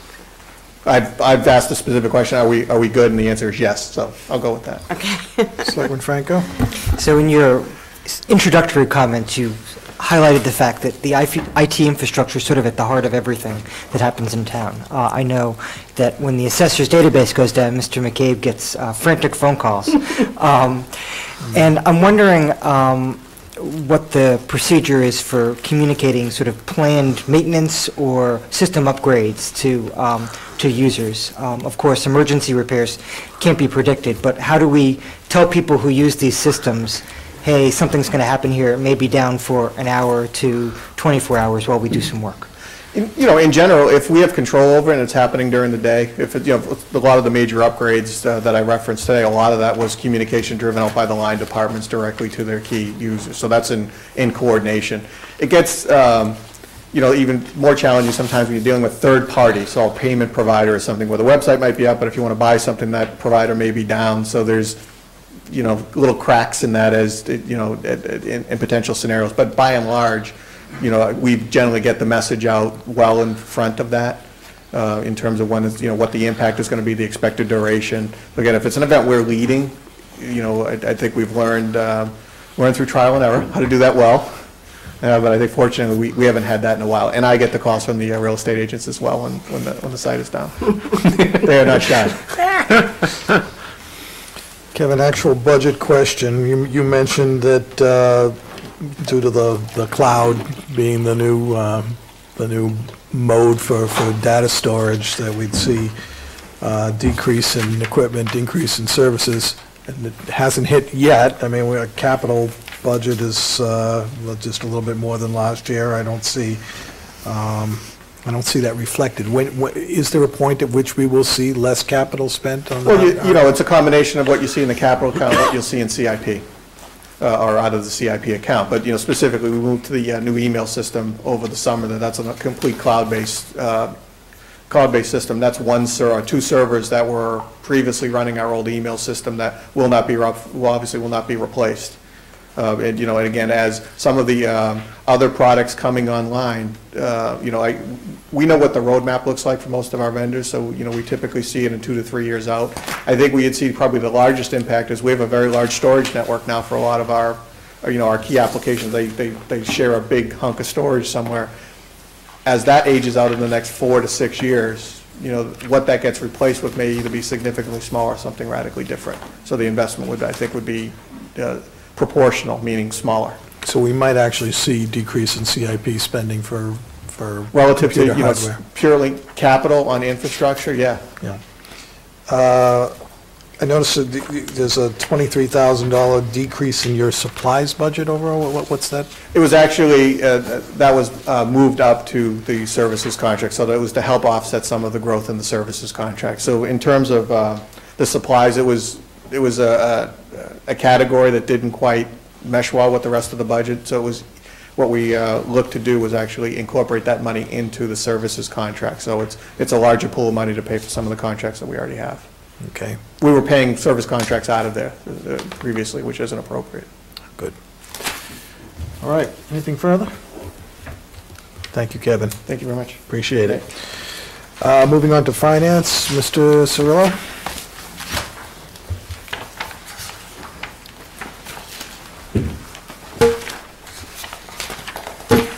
Good evening. Stephen Cirillo, Director of Finance. Appear before you this evening to present the Finance Department's fiscal 16 budget. And appearing with me are my 3 division heads in order of tenure. David Jandakakis, Chief Purchasing Agent, Gary McCabe, Chief Assessor, Michael DePietro, Comptroller. The Finance Department's increases by approximately $15,900, which is 0.55%. We've held the line on our increases very well. There are, however, changes in these budgets. We are increasing our full-time equivalents, our FTEs, by approximately 1, a half position in the assessing office and a half position in the payroll subdivision of the treasurer's office. Both of those increases have been absorbed by reductions in other areas of the budget, and that's why we're able to hold our cost down. I'll say that each of us has our own goals and objectives, and I'm sure that you'll have questions for each of the division heads in regard to those goals and objectives. But the goals and objectives of the Finance Department as a whole is to try to work together in a coordinated fashion. There's a lot of interaction between assessing and treasury, between the controller and the purchasing officer, between the controller and the treasurer's office. And there's a lot of effort into just making sure that all of us are on the same page and coordinating things together. And I'm pleased to say that I think that these 3 gentlemen have had an extraordinary year in that regard. I think the Finance Department as a whole has worked very well. I don't know if Kevin is still here now, but I wanted to thank Kevin and his staff. The IT department has been great, particularly in this conversion with the payroll. And I also wanted to thank the Selectmen's office for their effort on all activities within the Finance Department. With that said, I'll be glad to answer any questions about Treasury, or if you'd like to have individual questions in regard to the other divisions. My division heads are here to answer questions. Questions for Mr. Cirillo? I'll ask a Treasury question. Sure. In the bowels of the budget, there is a reference to the amount of interest that we receive on monies the town has on deposit with local banks. Yeah.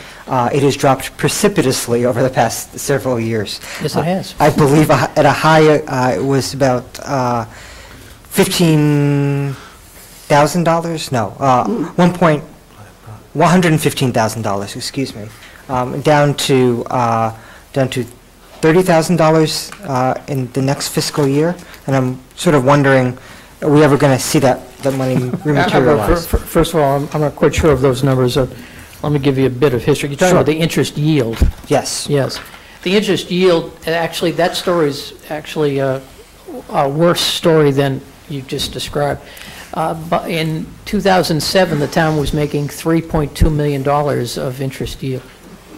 And that's a combination of interest earned and interest penalty, I should make that clear. However, the large portion of that was an interest yield. And then, of course, the economy changed, shifted downward, and we went from an average of 5.4% on our interest yield on an annual basis to, at the current rate, 0.13%. And that's what you have. So the rate, the interest earned is approximately, or estimated to be approximately, somewhere between $200,000 and $250,000. Now, with that said, how am I attempting to offset that? Well, you could do some things, but the investment of general fund money is limited by law. And so we just can't do very many creative things. And so what I try to do is I try to find the best yield and the safest institution, what I would call a AAA institution. We use Veribank, and Veribank rates their ratings green, yellow, red, 3-star, 2-star, 1-star. So a green 3-star is the best bank you could be in. And so that's the most secure bank. And so I try to find the most secure bank with the highest interest yield. And I put a lot of money in that. I have at any given day $50 million in a money market with Brookline Bank earning 0.6%. And that's where primarily our money is coming from. But you did find someone who's paying interest, which is not easy to do these days. Oh, yeah. Well, on 50 million. Smaller banks, Yeah, right, I know. smaller banks will pay you interest, but Well, they and may smaller not be the deposits highest. too, to be fair, but- They might have a higher risk as well, and I mean, we exceed the 200,000 FDIC limit? these banks both have FDIC, but they also have other DI, insurances that get. right, yeah. For your reference, I was looking at the interest income line item, which was $299,000 in FY07, and then it's about $16,000 projected in FY15. Okay. Well, I'll be glad to review that, but the Yeah, numbers no, aren't... your explanation was perfect. I actually dream about interest if I actually sleep at night. It was a memory a long time ago. My question is, I know you've been encouraging people to pay their bills online, but we incur fees with that. So how is that working out in terms of, I assume it's sort of less staff time involved, but there are these offsetting fees that we're paying to the credit card companies. First of all, let's go to the fees just for clarification. There are fees. Some of the fees are absorbed by the citizen, and some of the fees are absorbed by the town. For instance, the town would absorb the cost of fees for refuse collection, or departmental collections, or excise tax collections.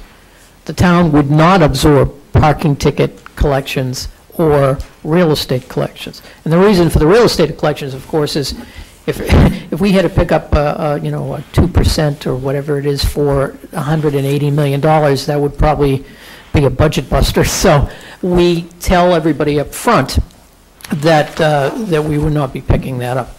I didn't mention water. We do pick up the fee for water, but we built it into our water rate, so the citizens are paying for it in a way. One other thing is for each of these bills, the citizen can use a bank transfer rather than a credit card, and that, of course, is much less expensive than the 2-point-something%. It's something like 40 cents for a transfer. So, and there are more and more people using that method of payment for real estate, but they're not using credit cards. They are using the bank transfers. Well, it's cheaper than a postage stamp, even. Yes. Yes. We did, by the way, I think as part of the override discussion, have agreed to raise the motor vehicle excise through some sort of a convenience fee. A convenience fee, Yeah. which will And start that, next. that's, in fact, is in the treasury budget. Okay, Well, further questions? I just, going to display my ignorance here. Does the fee incurred when someone pays using a credit, well, I guess that what there's several different ways you could make a payment electronically. Yes. One is transfer, a bank transfer. I guess the other would be a credit card payment. Is there any? Well, when I say a bank transfer, it's a debit. Yeah, right, a debit, okay. And then the credit card. And Okay. of course, there's the typical way of paying it by Writing a check and writing a putting- check and put it in the envelope, in the return envelope, and that goes to first the post office. Right. And then collected at the post office by the bank, brought to the bank, scanned in, and the money goes directly into the bank. Okay. That's actually our primary. That's about 58% of our payment goes through that method. I see. If you had sort of an ideal world to have the most, I guess I'm going to try to say, cost-effective way for citizens to make their payments, do you have a preference about? Yes, I do, but it's counter to popular opinion. Look, the citizens, I have learned this, and I said to you last year that I was late to this party, but I have learned that the citizens want to pay via credit card. Aha. My preference would be via the lockbox, because it is accurate, and it's... You mean drop your check in the slot? Right. No, just put it in the mail, it goes to the bank. Oh, I see. And they scan it in. And it's the easiest, fastest, and less labor-intensive for the treasurer's office. The credit card is more convenient for the citizen.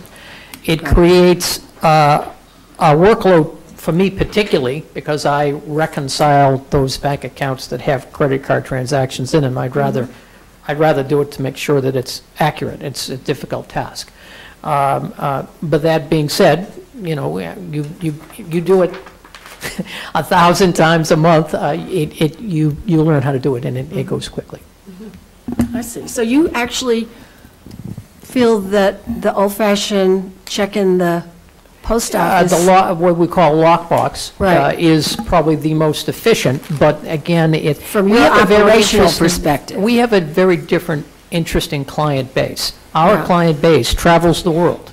Yeah. I had a person today who was having difficult using the credit card, and he wasn't getting his emails because he was never home long enough to check his emails when his transactions weren't going through. And we get that in typical way. I'm going to be in Europe this summer. I want to pay by credit card. So credit card is the wave of the future. The increase in participation is growing dramatically from year to year, not both in dollars and percentage. And so I wouldn't be surprised that in the next 10 years, you'll see a dramatic shift so the credit card payments represent maybe even 50% of our collections. Right now, it's about water and sewer, refuse are about 20%, real estate is about 4%, which is extraordinary. And I left out some excise. I have to think about excise. Interesting. It's probably about 20%. Question for Mr. McCabe. I want to know about abatement season just ended.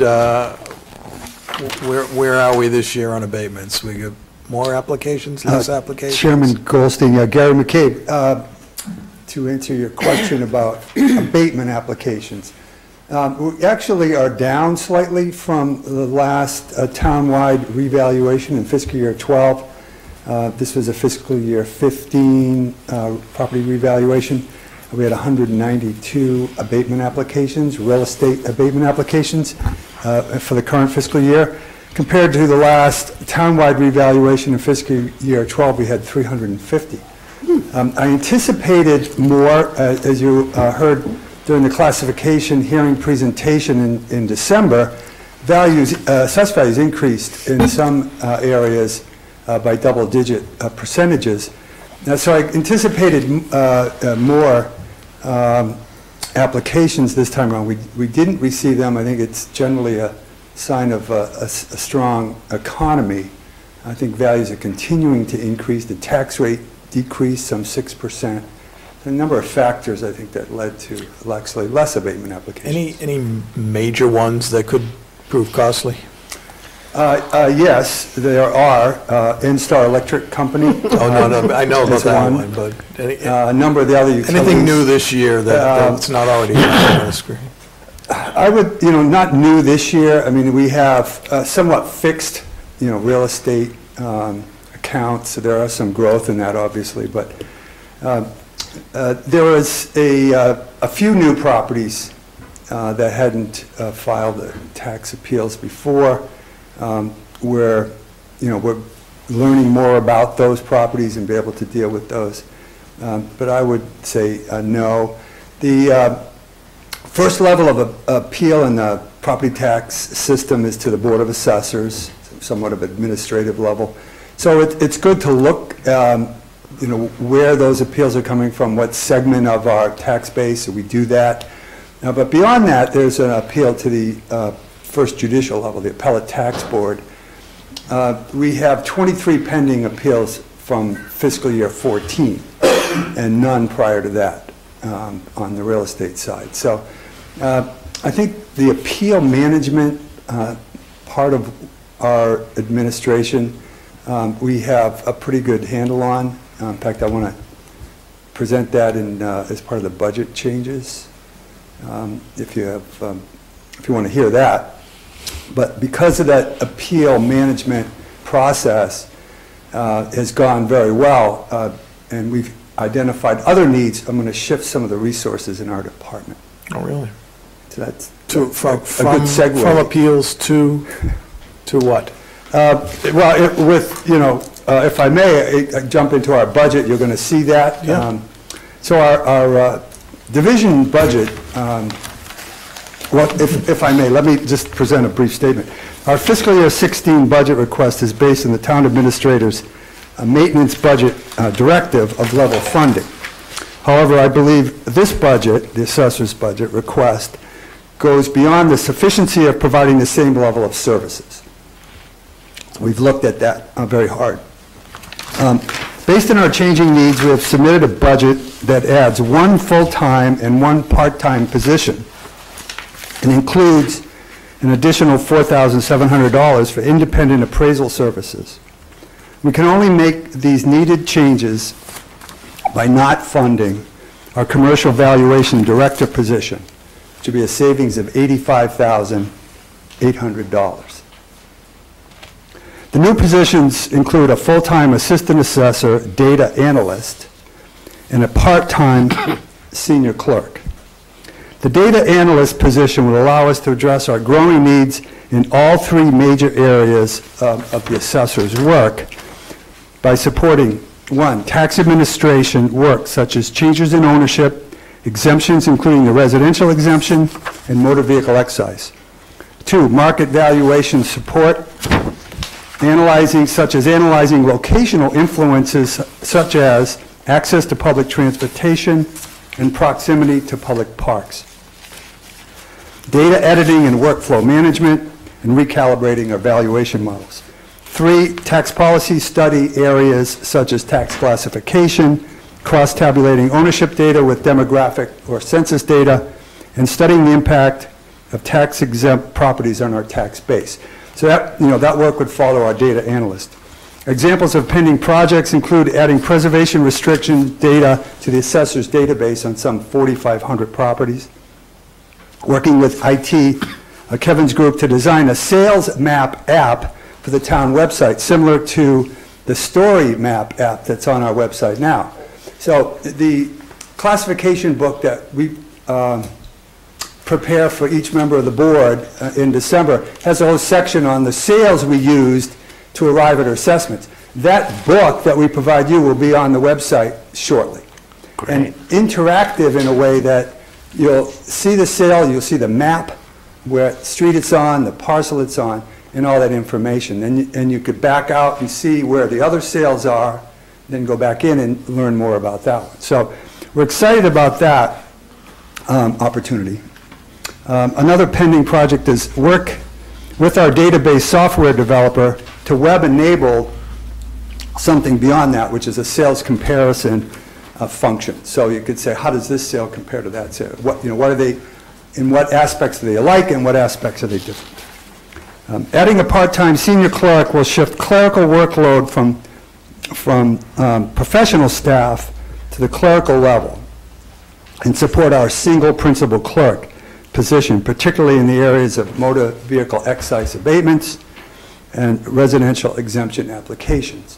I can tell you that we receive 2 or 3 motor vehicle application abatements electronically every day.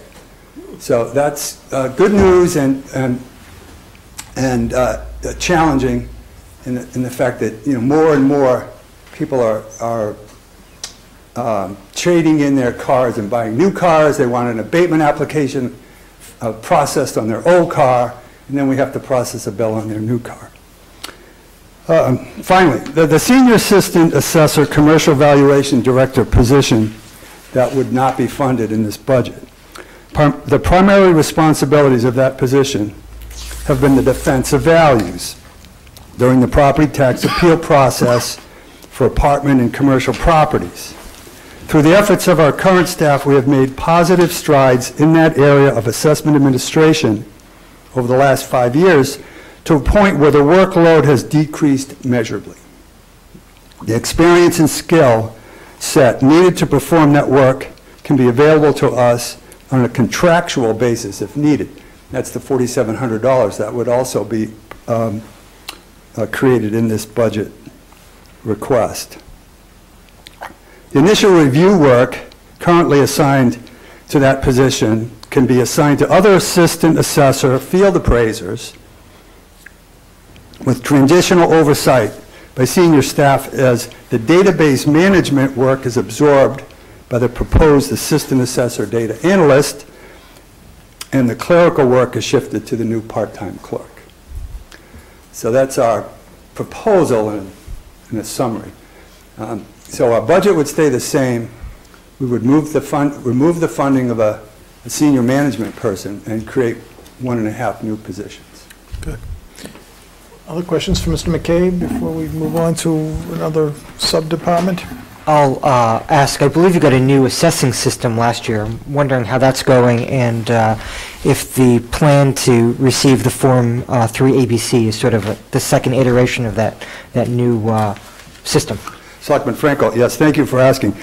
We did upgrade the assessor's database in fiscal year 14 and then into the early part of fiscal year 15 with the assistance of the IT. It's a significant upgrade.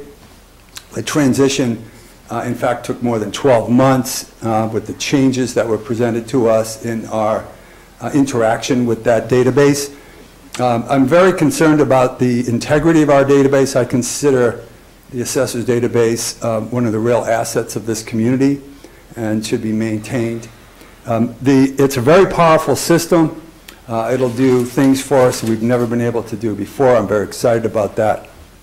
We're also saving a lot of space on the servers over at IT because the system doesn't keep an entire database of history for each year that we save. It just date stamps the data in a single database, so that this .NET platform allows us to do more with less space.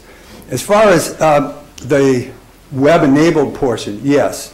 So the next phase is indeed accepting data at the assessment record level. Say this, we filed taxpayers filed an application for exemption or abatement and that sort of thing. So that is on the list that our data analyst position would take a large role in moving forward. It's one of the things that I'm excited about.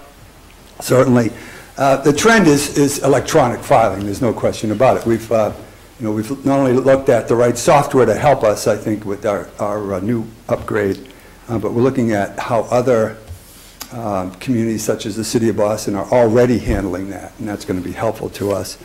We have 3.1 million data fields in our database. And the opportunity to really look at that data provides us information that we perhaps don't currently use.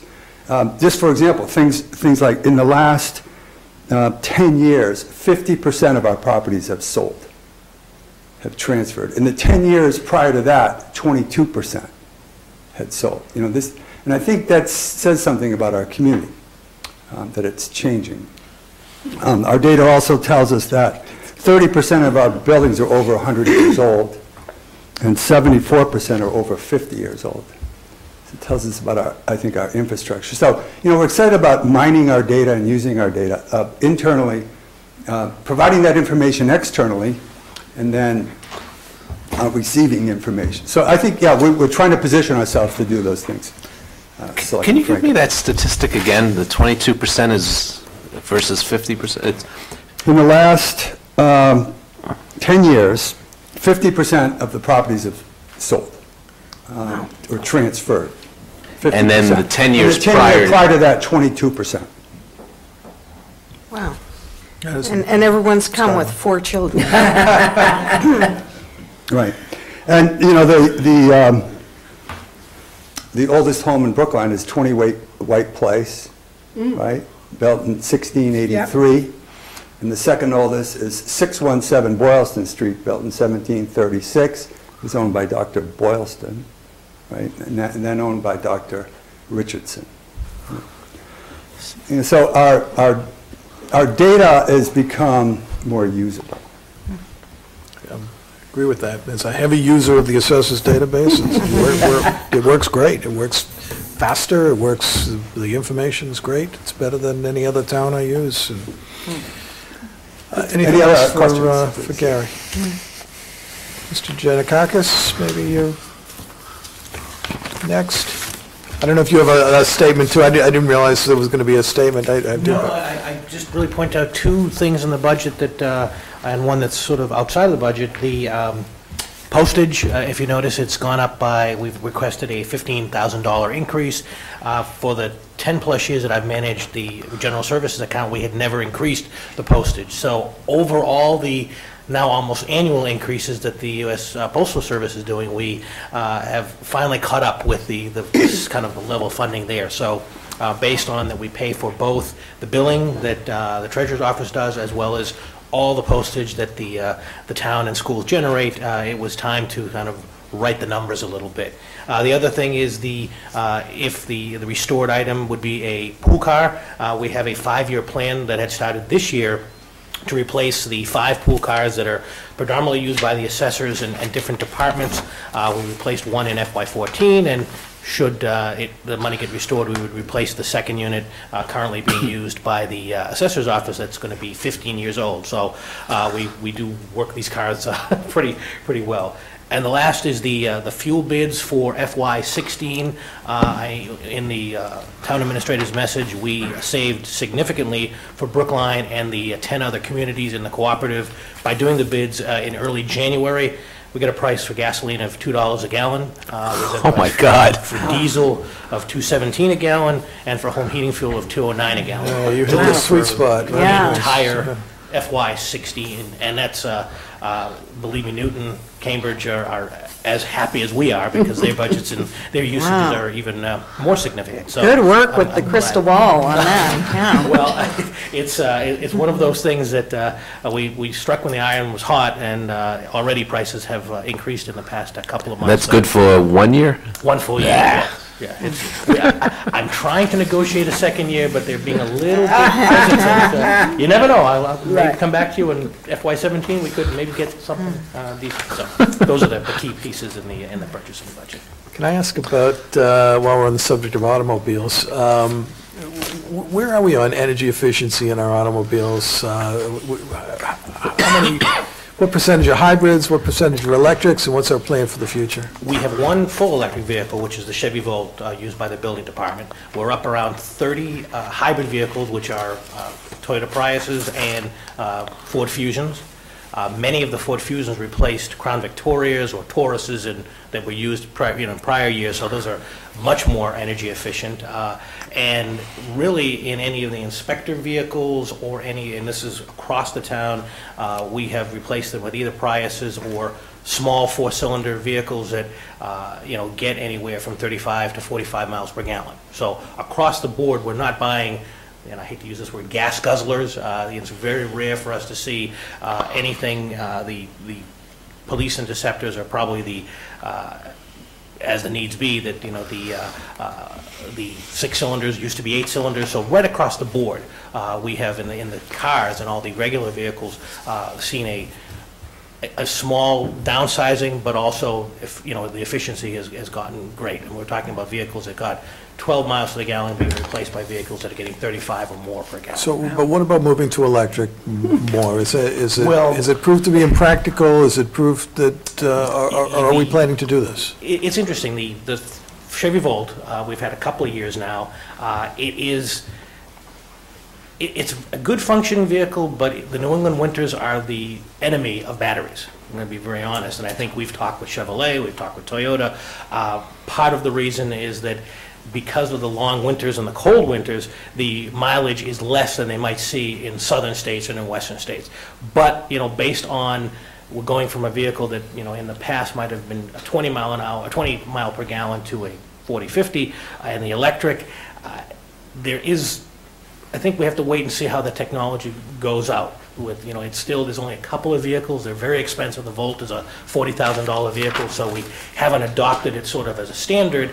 The Prius and other inspectional vehicles have come down somewhat in price, so we're able to purchase those within a reasonable cost. So I think hybrids are going to be much more common really in the next few years. I think all the manufacturers are being driven in that direction, but they're also looking at more fuel-efficient four-cylinder, even a six-cylinder vehicle. So it's sort of, in general, we're at kind of a tipping point. The fuel economy standards, I think in 2016 or 2018, are supposed to increase global or in the country. So I think that's going to push all of the manufacturers in the direction of hybrids. Electrics, there seems to be some hesitancy to sort of adopt them, especially in the northern and the states like ours, but it's still happening. And we're going to pursue it as the vehicles become available.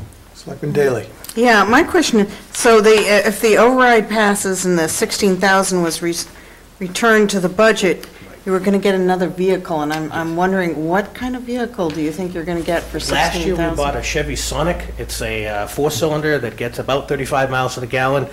We joke that it has actual crank windows, so but it's a small administrative vehicle that would be used by, in this case, the assessors are replacing a Taurus, a 2001 Taurus that gets a lot less miles per gallon. So that's really where we've got a 5-year theoretically plan that these vehicles are getting into 10 to 15-year age, and we're going to replace all of them so that all of the pool fleet, which includes the 3 assessor vehicles, will be fuel efficient, four-cylinder, and probably have another 15 years of use ahead of them.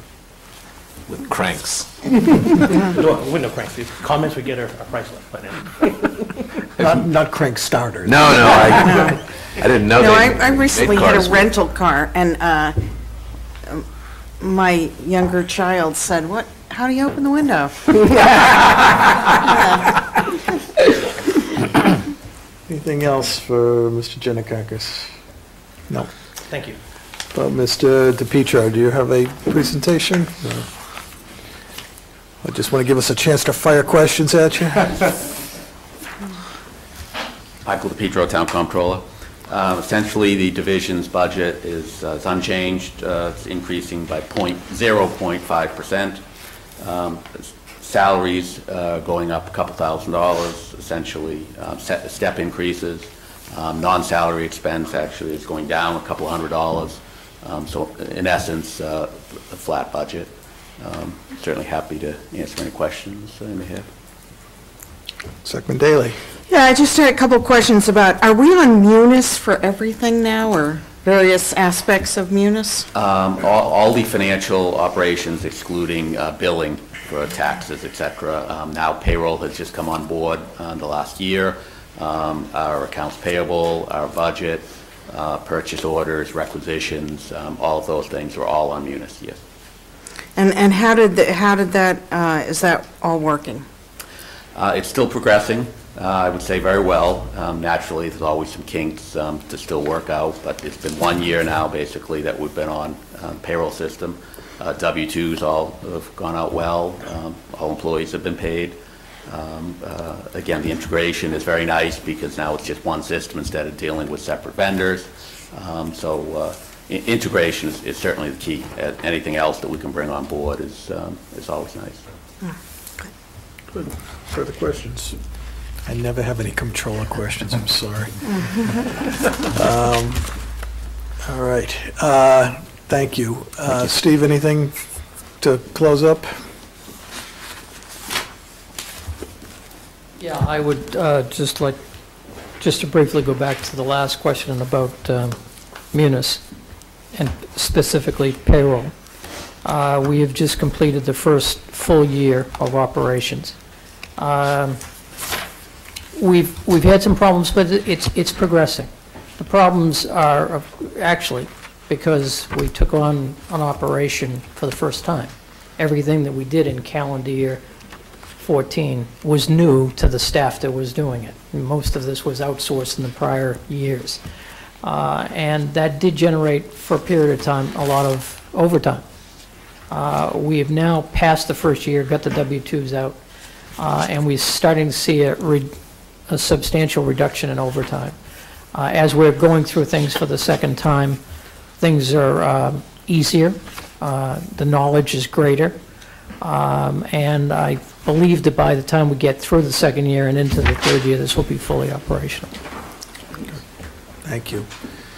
Thank you to our finance department for a very cohesive and complete presentation. Move forward to the unclassified budget. Melissa again. Hello. So the unclassified section is basically a grouping of accounts that don't really have a departmental home, so we group them here under unclassified, so I'll just run through quickly. So out-of-state travel is funded at, level funded at $3,000. Printing of reports / town meeting, we're actually asking for a $10,000 increase, and that is primarily driven by the resources that are needed for electronic voting. We have a lot more staff support for town meetings, so that's why that increase is needed. Then you can see that the MMA dues are increasing slightly by $299. General insurance is increasing $11,145. David's still here if you have any questions about that. Audit and professional services is also level funded. I should note that when you talk with the building department later on this evening, a piece of the professional services money is going to be used for a study of the building department, and they can talk more about that during their review. The contingency fund is level funded. The liability fund is 1% of prior year net revenue. That's what the increase reflects. The affordable housing is per our free cash policy, so 15% of what's remaining after funding reserves and the CIP would then be deposited into the Affordable Housing Trust Fund if the fund balance is lower than $5 million, which it is. Stabilization fund, at this point, no appropriation is recommended, but it is part of the equation on the town's unreserved fund balance as part of the free cash policies as well. And then we have the reserve fund, which is also 1% of prior year net revenue, 75% which comes from operating revenue, and 25% of which comes from free cash. All right. There's not much to talk about here. It's mostly by formula. I did think, Mr. Kleckner, that you told us there was something in this area that you wanted to restore if the override passed, but I don't see anything marked that way. I think you might be talking about in the Selectmen's budget. Okay. Mayor's. Metro Mayor's. Metro Mayor's, yeah. Okay, that's what it was. So that comes out of... That comes out of the Selectmen's budget as opposed to... Anybody know why MMA dues are classified into this budget? And so they're town-wide dues. So we also have personal memberships, but the town membership is funded under unclassified. Because it's used by other departments other than the administration office. Correct. I guess that's okay. Well, that's the MMA does the Beacon Hill lobbying on behalf of towns and cities' issues. Well, no, I know, but I guess it's because it's every department and not just... There's a lot of subsidiary groups like the finance committees, which is our advisory committee, and the different associations, the Selectmen's Association, all come under the MMA umbrella. Other questions? Okay. Thank you. Thank you. Last departmental budget for review is the building department. Mr. Bennett.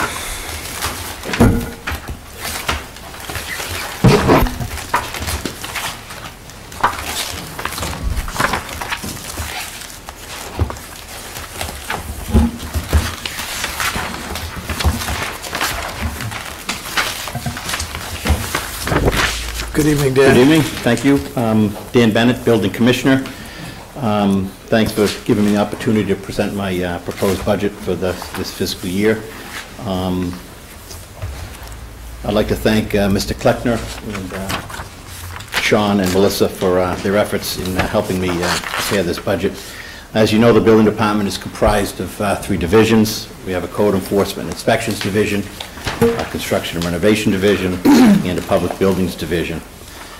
These 3 divisions maintain public buildings, schools in town, perform inspections, issue permits, carry out the CIP project on behalf of the Building Commission, and they are supported by administrative staff.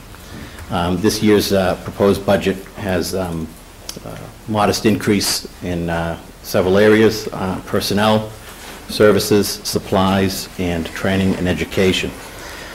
In the personnel line item, there's approximately $41,000 increase. This covers an increase for some of my part-time inspectors. Currently, I have 2 full-time plumbing, 1 plumbing and gas inspector full-time, 1 electrical inspector full-time. In their absence with vacations or sick days, they're covered by these positions. And occasionally they're in weekly or maybe 3/4 of the year, once a week, to assist with ongoing inspections. I've asked, last year I asked for 2 full days a week. This year, after discussions, they funded another half a day, so I got 1.5 days for these inspectors. And this will allow the full-time plumbing gas inspectors to catch up on paperwork, plan review, discuss some of the larger projects with architects, engineers, and residents. In addition, there's an increase in overtime for the tradesmen. This is used for emergency calls for town and school buildings after hours. This has been underfunded in the past, so we're trying to bring this up to speed this year. And there's an increase of approximately $9,000 for step increases per the contract. With respect to services, there's a $51,000, approximately $51,000 increase. This is redistributes the hazardous materials line item to town and school repair and maintenance. If you have some specific questions on that, Charlie can address how those were allocated and brought up. In addition, we've got some supply increase. That's custodial supplies, some protective clothing, uniforms for the men, and a software package for the building commission projects. This would help Tony, and Ray, and Russ project schedules, check some of the contractor estimations and other factors with respect to CIP projects.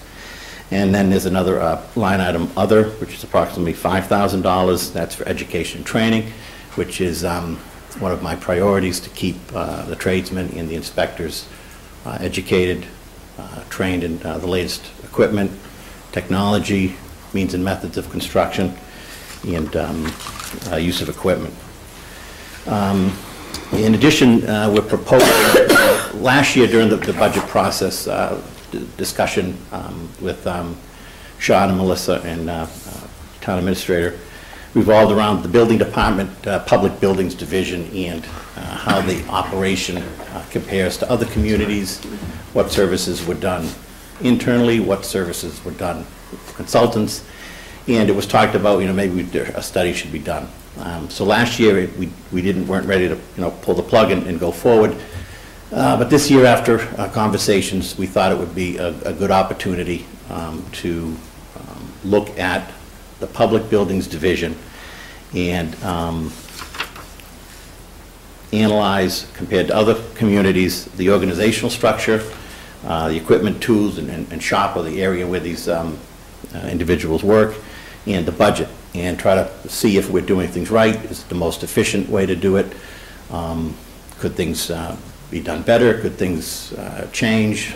You know, again, with respect to bringing things internal and doing them in-house or doing consultants. This would review that entire structure. If you need more information with respect to the scope of that, again, Charlie and I have come up with some detailed information that would go through the purchasing agent's office, and that would go out to bid. And we do have worked with the town administrator's office on some of those factors and where we would go. In addition, we have a some capital requests. They include some vehicles for the department. They'd both be on the inspector's side and the Public Buildings Division. The vehicles in the past, we have requested, try to keep up with the age of the equipment and keep the vehicles within a 5 to 7 year cycle. And some of our requests have been put off, so this year we're trying to manage those additional vehicles. We had 2 HVAC positions created last year, and we did not have a vehicle for one of those individuals, so we were using an older vehicle. And in conversations with DPW, when we bring in some of these older vehicles online, it creates a problem for their budget when they're trying to maintain these vehicles. So we're requesting a van and 2 transits to take care of that need. And there's one additional vehicle, which would be an inspector's vehicle, a Prius, that is not in the budget.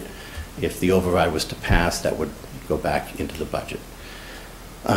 Excuse me. In addition, we did an inventory internally of our PC, personal computers, and our numbers and the IT department weren't together, so we've brought that up to our inventory. That's about a $4,100 request. We're looking for a printer for the building department side, as well as the capital improvement side. Some of the schedules, the information that they get from contractors and developers, when we're trying to print out GIS maps and other zoning issues, these are all done in color format. And you need that color to kind of print it out, talk to the resident, go through, and that's the way these things are presented, so we're making that request as well. In addition, a thermal imaging camera for Charlie. He's looking for that end to try to help when we get some freeze-ups. We haven't had so many this year, but last year, some of the colder weather, we did have some issues, and he thought that might be helpful, similar to what the fire department has, to help identify the areas of drafts and where it's warm, where it's cold, and we can work on possible energy management and energy savings in that department. I've also added or requested a file folder system. This is a continuation of we've had some of these rolling files in the department probably 10 or 15 years ago. This would provide more efficient space use in the office and allow me to set up some additional plan review areas, reallocate some file space. I do work with IT with respect to scanning and document storage. This is some historical data that, for the most part, we do keep for the life of the building. That's the requirement under the state law.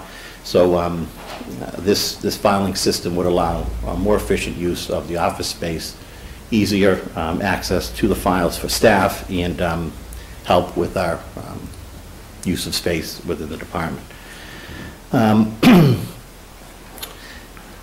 During the last year, the building department has seen quite a bit of change. We've focused a lot on customer service. I've implemented a permanent counter system, so I have a building inspector there in the morning and the afternoon, all days, to do over-the-counter permits. So some of the easier permits, such as a window, siding, roofing, fence, bathroom remodel, a person come in and get that permit right away. they don't have to wait. In the past, there might have been a 2 to 3 day wait time. This provides better customer service, that they can wait for it, be out the door and have their permit. Residents have liked that. We've brought plumbing, gas, and mechanical permits online. That has been a bit of a time saver as well. That data entry is done by the applicant. Our staff doesn't have to do it. It has been helpful. I'm also proposing, with the help of Mr. Kleckner, after-hours inspections. This is something that we've kind of done in the past, but it hasn't been very public. For some of the larger projects, we do have the hotel, the Red Cab site's being redeveloped. Brookline Place just received a special permit last week. And Cleveland Circle Cinema is in the process of getting a denial letter and going forward to the zoning board. These larger projects do like to work through the weekends and have in the past requested inspectors to come on a Saturday or Sunday. So we will implement this program. It's similar to a police detail. There's a minimum fee that they would pay. The inspector would come in, they'd pay us. There's about a 10 or 15% surcharge. The inspector gets paid, the town makes 10 or 15%, and it does provide the developer or the contractor the ability to carry on and keep going forward with their project. With respect to some of our performance indicators, online permits have tripled within the last year. Approximately 15% of our permits are now done online. That's attributed to hard work with the IT department, bringing additional permits online. I'm going to move forward with sprinkler permits and then probably have those over-the-counter permits, the easier ones that we're doing now by staffing the counter, have those online as well, and hopefully that will put us into the 20 to 25% range with online permits. Credit card transactions have almost doubled since last year. That was referred to earlier. It is something a lot of the people like, and they are starting to use it. And for those contractors that don't want to pay cash, the credit card is a good process. Moving forward, the building department is implementing the CIP project. We're moving forward with the Devotion School project. We've completed some firework upgrades with respect to slab replacement, Station 7, some life safety issues at 1 and 4 for fire alarm and sprinklers.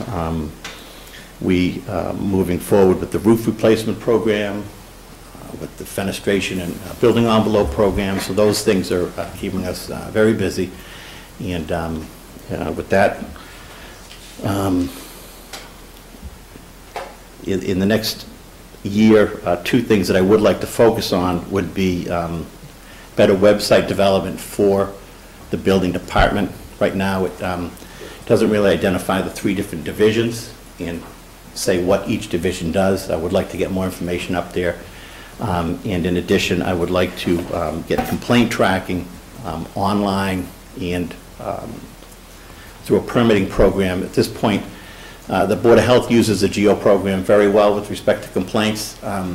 We have not done that. That's something I'd like to try to quantify how many complaints we go out to. And I'm guessing, based on what we take in, it's probably around 300 to 400 a year. And right now, there's no real way that we track them, and I would like to do a better job of that. So, with that, if there's any questions for me or Charlie.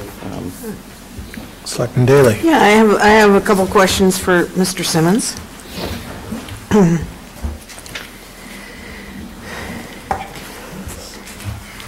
So I noticed in the accomplishments you were still creating new classroom spaces here and there.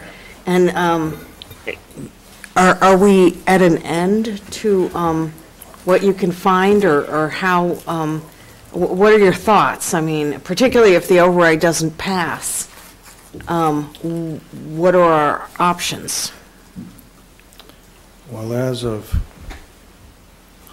9 o'clock tonight, the plan with the schools is to go forward with modules at Baker, complete the addition at the Lawrence School, and attempt to rent some space at 62 Harvard Street. If that is all successful and monies are appropriated for that, then there would be no need for me to build any classrooms this summer.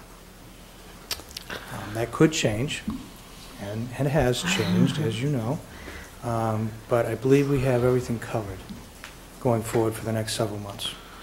And we should be fine for the fall. Okay, good. Selectman DeWitt. We heard from Commissioner Papasturgeon about how much additional work the DPW has undertaken because of the snow, and I'm just wondering if we've had any issues at all with buildings. I haven't heard anything in particular, but has there been? Clearly, it sounds as though the heating systems have worked properly, so. Yeah. I filled out paperwork, and I am requesting through MEMA and FEMA $150,000. There's about $25,000 just for roofing work. Ah. That's knocking off huge icicles, Right. mostly ice dams. Right. And some miscellaneous repairs, but we're doing pretty good. We helped with some snow removal, we put down some sawhorses to help prevent people from going into certain entrances because the snow is so heavy. I did increase the heat. The heat melts the snow, and I did that over the break. So you've heated the buildings? Well, a little bit, just a little bit. Well, I usually would shut it down during the break, and the February break I kept it on, partly because it was so cold and partly because I wanted to reduce some of that snow load. Right. The rest is miscellaneous stuff. We've got a lot of little areas that are damaged, because mostly the ice dams. It's like in your house, the window, the ceiling, the floor. So eventually, when the snow goes away, you're going to do an inventory and... I've already started. Yeah. I've been in touch with the purchasing agent regarding insurance. As I said, we filled out MEMA paperwork, and this will continue probably for another 3 to 4 weeks. Right. Today, I started getting groundwater in certain buildings, which is... yes. When it melts, it floods, right? Yes. And that'll continue, tomorrow and definitely Thursday. So we'll just bear with it. It's good, though. I mean, it's a slow melt is best for everybody, and we'll get through it. So. Okay. Well, that's actually less worse, I think. Yeah, it is. Charlie, how satisfied are we with quality of construction on recent projects such as Runkle, Heath Addition, anything else not coming to me at the moment, but Runkle and Heath in particular? The changes in the bid laws have been very, very good over the last 5-7 years. And a project over $10 million, we pre-qualify all the contractors ahead of time. The whole process for that takes us about a week. So we do filter out a lot of the troublesome contractors ahead of time. If it's a school project, the state actually hires a company to monitor the project, their money, and help us to do a better job at quality control. And that's actually worked out very well. They're independent. They answer to the MSBA. Overall, I think the quality, the costs have improved tenfold since I started doing this work. I get a building handed over that's in a lot better condition, works a lot easier. There's always going to be problems with startups, but they're not like they used to be. And I think the occupants are much happier. That said, there are occasional problems with contractors. Runkle had a few problems, but we worked out. Heath had a few issues. Devotion with the 149A process, where we're going to have a general contractor actually helping us in the beginning, is different for me. It's different for a lot of people. A contract of $90 to $100 million to build a school, as complex as that, having this kind of process would be great. And I think at the end we'll get a much better project. And that was just a change in the laws. I don't know when 149A was kicked in, but several years ago. So. 5, I think. Other questions for our building department? Well, it must have been an excellent presentation, because we have very few questions. Thank you, Dan. Thank you, Charlie. It's also getting late. And that concludes our discussion of the financial plan, the 2016 financial plan. We're on to agenda item 10, which is a final vote or revised final vote on language for the override ballot questions. Town council noticed some preferred grammar and really nothing substantive about this. Do you want to present it, Mr. Clark? Sure, just very briefly, The override questions are very specific in statute, and I believe that I took this wording from the prior time that the town did these votes, but I guess it wasn't totally congruent with the statute, so town council took another look and made these what I call really technical and housekeeping changes. I have not yet transmitted in anticipation that she needed to look at these, I haven't transmitted them to the town clerk, so it's not too late, and I would appreciate your vote tonight. Any questions about them? I think the main thrust, as I see it, was that the way it was originally drafted, it could be read that you were asking for a total assessment in the amount of the override rather than an additional amount in the override. I think that it just clarifies that. And then the other very significant change is adding the word Edward to the devotions. Right. Yes, of course. Just in case there was any confusion. And making Proposition 2.5 lowercase. Right. So do we need to vote to reconsider our previous vote before we do this, or we just go ahead? I think we do. Probably, yeah. I think so, too. So I move that we reconsider our previous vote on the override questions. All in favor, say aye. Selectman Daley? Aye. Selectman DeWitt? Aye. Selectman Waschinsky? Aye. Selectman Franco? Aye. And I vote aye. And I now move that we propose the following override questions for the May 2015 ballot. The first is, shall the town of Brookline be allowed to assess an additional $7,665,000 in real estate and personal property taxes for the purpose of funding the cost of additional enrollment in the Brookline Public Schools, and that amount parenthetically is $6,983,000, and funding the cost of expenditures in municipal departments, parenthetically that amount is $682,000, for the fiscal year beginning July 1st, 2015, yes or no. All in favor of that override question, please signify by saying aye. Selectman Daley? Aye. Selectman DeWitt? Aye. Selectman Waschinsky? Aye. Selectman Franco? Aye. The chair votes aye. I further move that we put on the ballot for the May 2015 town election the following debt exclusion question. Shall the town of Brookline be allowed to exempt from the provisions of Proposition 2 1/2, so-called, the amounts required to pay for the bond issued in order to replace and expand the Edward Devotion School, yes or no? All in favor of that debt exclusion question signify by saying aye. Selectman Daley? Aye. Selectman Aye. DeWitt? Selectman Waschinsky? Aye. Selectman Franco? Aye. The chair votes aye. I want to note that was a little less controversial this time than Yeah. the last time we voted it. Easiest override question ever, right? Final agenda item for this evening is the appointment of our next... We have another, Yeah, we have number our 11, we didn't do our that. snow and ice. Snow and ice. Oh, I am so sorry. I Yeah. am chomping at the bit here, I guess. Go quick.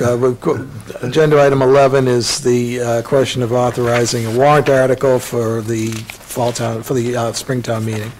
Mr. Chairman, if I could, just so you recall that in response to a resolution that was passed by town meeting last spring, seeking more proactive enforcement in the bylaws requiring property owners to clear snow from the public sidewalk abutting a property, I convened a task force to address that, and had a number of members who included Nancy Daly, our selectman, Frank Caro, who was from the Community Aging Network, but was a proponent of the petition, Elaine Montley, who is from the Community Aging Network, Celinda Shannon, Director of Chamber of Commerce, Richard Tuck, who's a commercial property owner, and Dennis Doty, town meeting member, and then the various enforcement agencies and their staff were part of the task force as well. And so this evening, I'm asking if the board would be willing to sponsor the proposed warrant article that would effectively amend the existing Article 7.7 and increase the schedule of fines associated with violation of that. We felt that we really need to step up. We've stepped up the enforcement, and we need to create a more realistic penalty for that purpose. I just did want to say that we did a number of things, and not just limited to the fee schedule. And I would have to say that this year was an incredible experiment. You know, this year was, I think, the worst I've ever seen in terms of winter conditions, the volume of snow, obviously, and then the sustained freezing temperatures. And it created havoc for people to get around our community. But in some ways, it was good because of the task force was dealing with these things, and we were dealing with the worst-case scenario. So we really dealt with a lot of issues this year, and they were good. I just want to really quickly tell you some of our accomplishments. We developed a more consistent and cooperative approach among the various enforcement agencies, and including the police, who were willing to step up on evenings and weekends and holidays when most of the staff were not there to follow up on these various issues. We created an intensive public education campaign, including a hand-delivered flyer, a targeted letter, and use of social media, especially during the storms. You've already heard about that. We highlighted the requirement to clear sidewalks when we made our storm-related announcements on the town's webpage and our social media accounts. We identified the need for better snow fighting equipment to more effectively clear sidewalks. I think you've heard a lot about that. And we focused on data, and particularly linking the Brook Online complaint data with the town's work order system. I would like to notice that Dennis Doty, who was here in the audience tonight, has been extremely helpful with that, and frankly, that's why we picked him for the task force. And we now have a lot of great data that we're using, and Dennis has helped us use to identify problem areas and other strategic decisions about how we're going to enforce the bylaw. Just in terms of data, as far as I can tell, we've had about 1,451 cases. I'll call them cases. They can be complaints, but they're more often just properties that we identify through more proactive enforcement. We issued 742 violations or warnings this year for a total of $5,700. The bylaw that's in front of you... Not all paid, so... Not all paid is right, and one of the things we're trying to do in the bylaw, in addition to increasing the fine schedule, is clarify a number of things. I think you've seen the proposed bylaw. It's in red line version, so you can follow it. The only thing I would say is compared to the version you received on Friday in your packet, there's a new provision that talks about an administrative appeal mechanism, which is in the is now in the bylaw drafted by Town Council's office. One other thing, if you vote to accept or to sponsor this, insert this article in the warrant, there will be another article, or perhaps a subpart of this article, that there is a companion article in Article 10.3, I believe, that lists the specific fines that are non-criminally disposed of, which includes this statute. So to the extent that we change rates or fines schedule in this bylaw, we also have to do it in 10.3.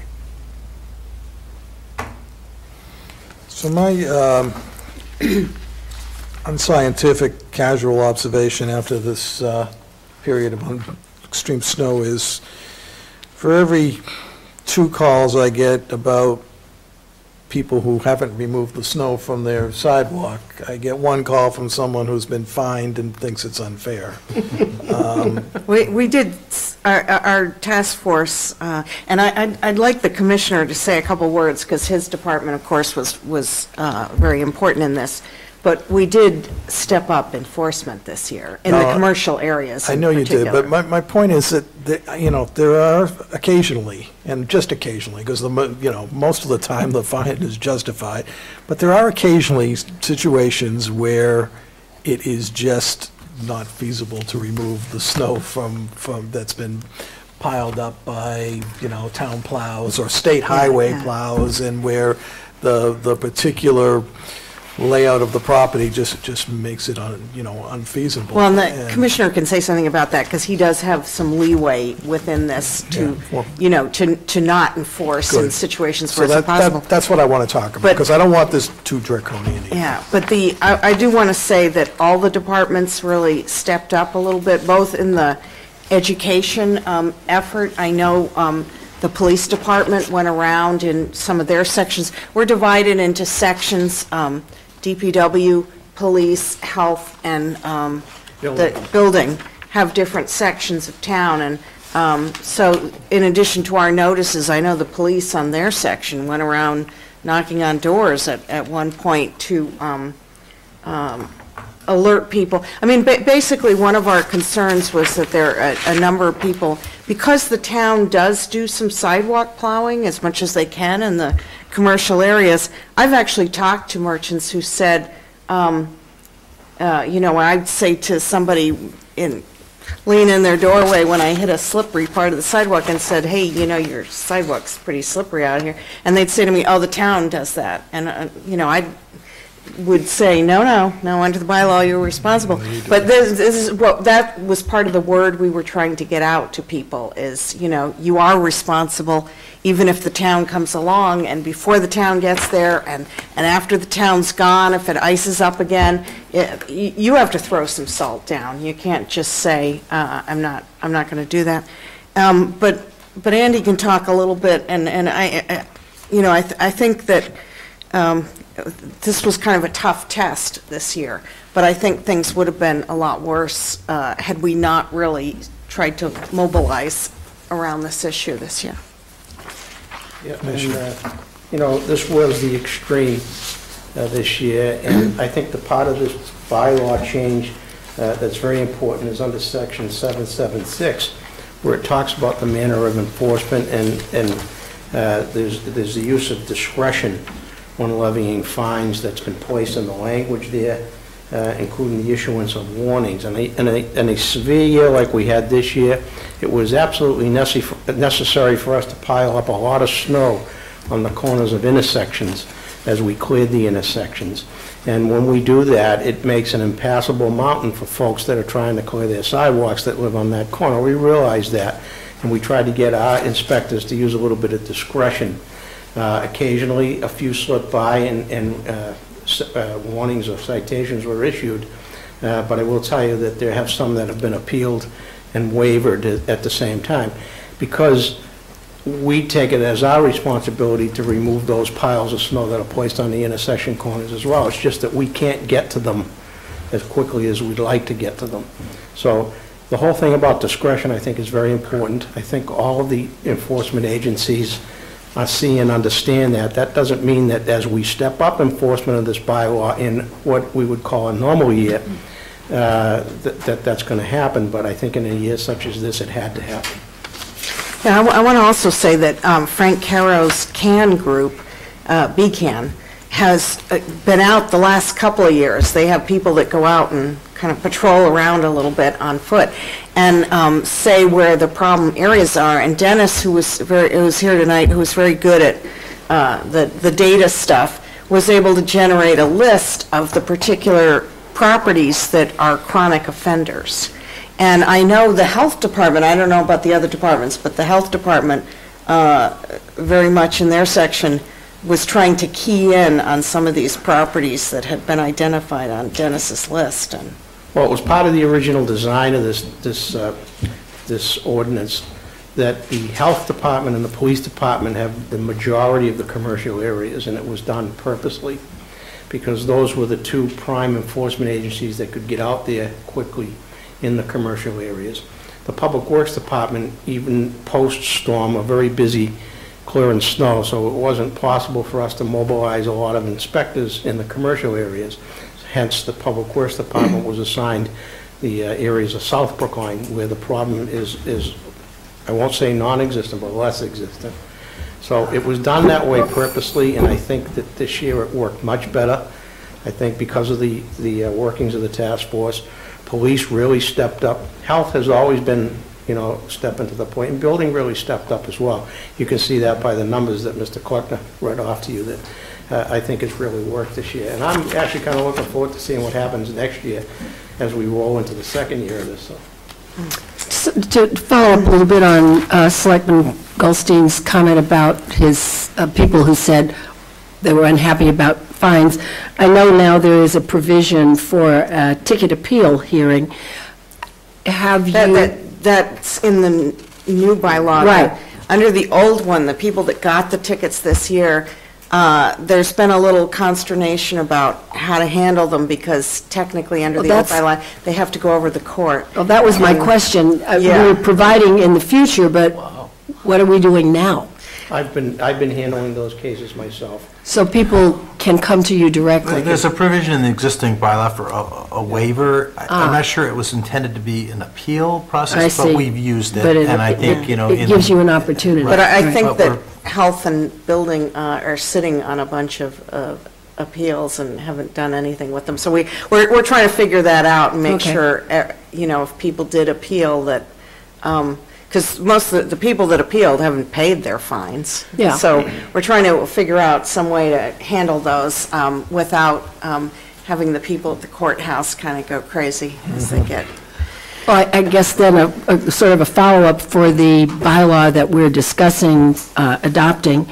Do we have a sort of model procedure thought through for Probably similar to appeals? parking tickets, I think, is what we have in mind, where you have a hearing, it's an administrative type of hearing. That's now in this section. Well, I see the language, but it doesn't really explain whether you go to the DPW or whoever issued it. We haven't fully resolved that yet. We'd probably identify multiple hearing officers, depending on the district, and model it after the I do think that when this bylaw is discussed, it would be helpful to be able to give a kind of outline or description of how that would work. We were thinking of something similar to the way parking tickets are handled. And I will say that Mr. Kleckner's worked on the section that Andy brought to our attention the other day about ice and snow placed in the street, because many private contractors who are doing someone's driveway or little private ways or something have been pushing a lot of snow out into the public street after the town has cleaned up the public street. And I don't know if you noticed, Andy, but Mr. Kleckner only gave you a $250 on that. Andy wanted $500 on the fine for that one.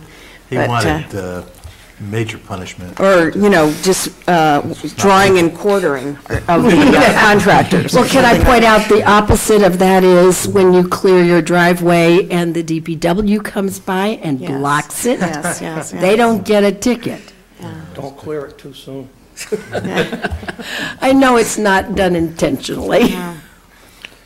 Anyway, though, I do want to say that, it was good to see everybody step up, and I do think that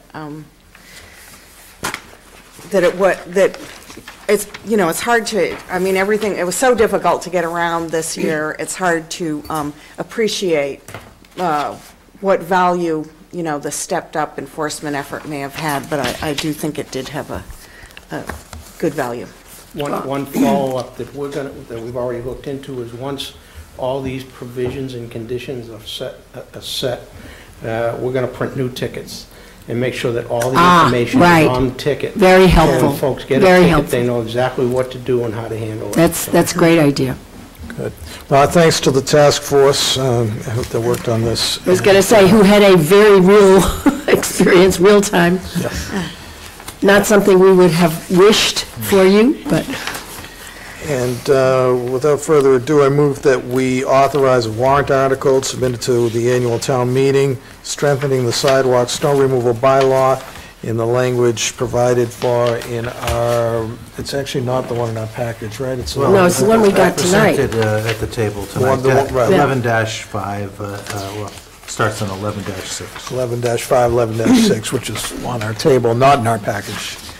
All in favor of authorizing that warrant article? Selectman Daley? Aye. Selectman DeWitt? Aye. Selectman Waschinsky? Aye. Selectman Franco? Aye. Chair votes aye. And what was the other warrant article? You It's a said you- companion to 10.3. We'll have Okay. to set the fine. Which is not ready Yeah, yet. which isn't written yet, but can Well, we vote it's to? basically if you would please authorize the submission of the companion language for Article 10.3. On It just penalties. effectively Sure. takes the fees that are in this and Adds them. it carries it over to that. Okay. Yes. You want to make the motion? Yeah, since you've I been working move on that this? we also update bylaw 10.3 to include the fees referenced in, penalties referenced in this proposed bylaw. All in favor, say aye. Selectman Daley? Aye. Selectman DeWitt? Aye. Selectman Waschinsky? Aye. Selectman Franco? Aye. Chair votes aye. Thank you. All right, now can we get to the poet laureate? I've been waiting all night. We have an esteemed member of the Arts Commission here, and tell us where we are, please. He's probably going to be able to do a couple poems based on... I'm going to keep it brief. Yeah. So, I'm Joe McGonigal, co-chair of the Arts Commission, and very pleased to report the jury assembled last week to review our roster of candidates applying for the town's poet laureate position to succeed Judith Steinberg, who has served 3 years eloquently and exemplary fashion. And her term will end on March 31st. So we put out the call in January for poets to apply. We had 4 great candidates, a 2-hour jury meeting last Monday night to select Jan Schreiber, and we bring this recommendation to you. Jan Schreiber, a 4-decade resident of Brookline, lives on Reservoir Road, teaches at Brandeis, has been a great influence in the Boston literary scene for many years, and brought a lot of great ideas to his application for what he wanted to do to expand this post and continue the good work of Judith Steinberg. So the jury was thrilled to unanimously recommend him and offer him this position. Very good. Well, first off, congratulations and thanks to Judith Steinberg. It was a pleasure having her serve, and I was pleased to have gotten the chance to meet her a couple times during her tenure, and I know she added a great deal to the literary life of Brookline during that time. And I must admit that I'm not familiar with Jan Schreiber's work, but I know that the Arts Commission and the committee takes it very seriously, and I look forward to seeing some of his poems. So hopefully they'll be widely circulated throughout the town from now on. Any questions? No, I just think he'll be a great choice. Good. Good qualifications, great leadership, and served on the Arts Council, which is how I met him originally. I therefore move that we appoint Jan Schreiber as the next Poet Laureate of Brookline for a term of 2 years, beginning April 1st, 2015, and expiring on March 31st, 2017. All in favor, say aye. Selectman Daley? Aye. Selectman DeWitt? Aye. Selectman Waschinsky? Aye. Selectman Franco? Aye. The chair votes aye, and I wish I had a rhyme for it, but I don't. Thank you. Thank you. Thank you very much. Thank you, Joe, appreciate it. Tell the commission we appreciate their work on it. That concludes our business for this evening. Thank you all, we'll see you next week.